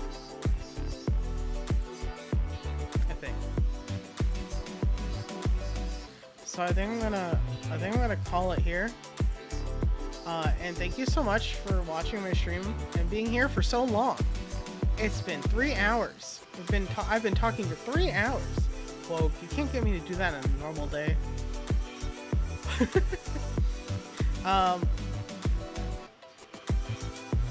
I don't know what we're gonna do, but maybe we'll do stuff on Saturday, and maybe it'll just be back to the regular Genshin grind. I don't know. We'll see. But I do plan on streaming next week as well, and that's why I'm like, I need to make a schedule. I really want to finish Grand Blue Relink, so maybe we'll do that Tuesday or something. I'm so close. I think I really think I only have one battle left, like one boss battle left to defeat Lilith, and then it'll be over for now, and then I can move on to something else. But I do have Genshin and Star Rail as well. That's why I'm like, maybe I'll stream Thursday and Friday next week as well, to get those out of the way. I say it tentatively because it took me 10 hours to finish 2.2, and I really don't want to be doing that again. Listen, that 10-hour stream destroyed my back, destroyed my voice. I couldn't speak without sounding like because of how long I had been talking. So we'll see. We will see based on how much content there is, how I'm going to be doing that. But I'll put out a schedule on Twitter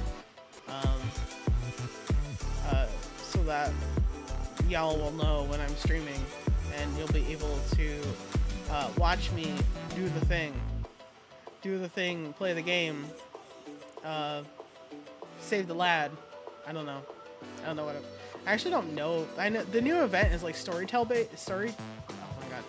based or something like that, because Kirara is Puss in Boots in Genshin. So I'm really excited to see.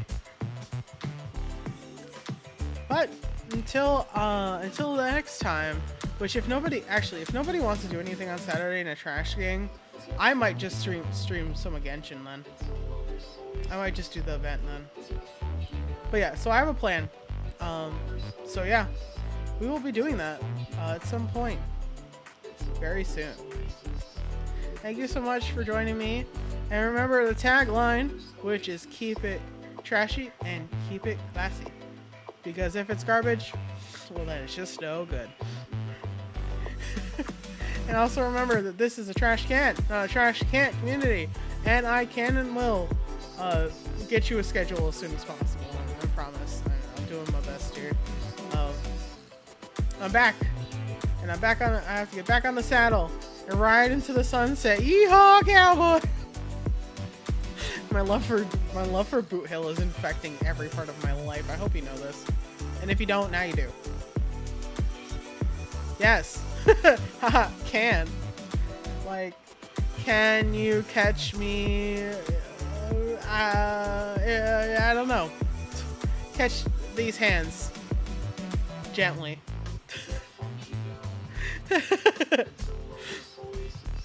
Alright. We're gonna take my Boot Hill infected brain and go sleep. Until next time, lads. Trashlings. I'll see you later. Run! I'm running. I'm getting out of here. Bye! Oh no! I'm not gone! I can't disappear! Oh, well, I'll be back. I live here. This is my back alley.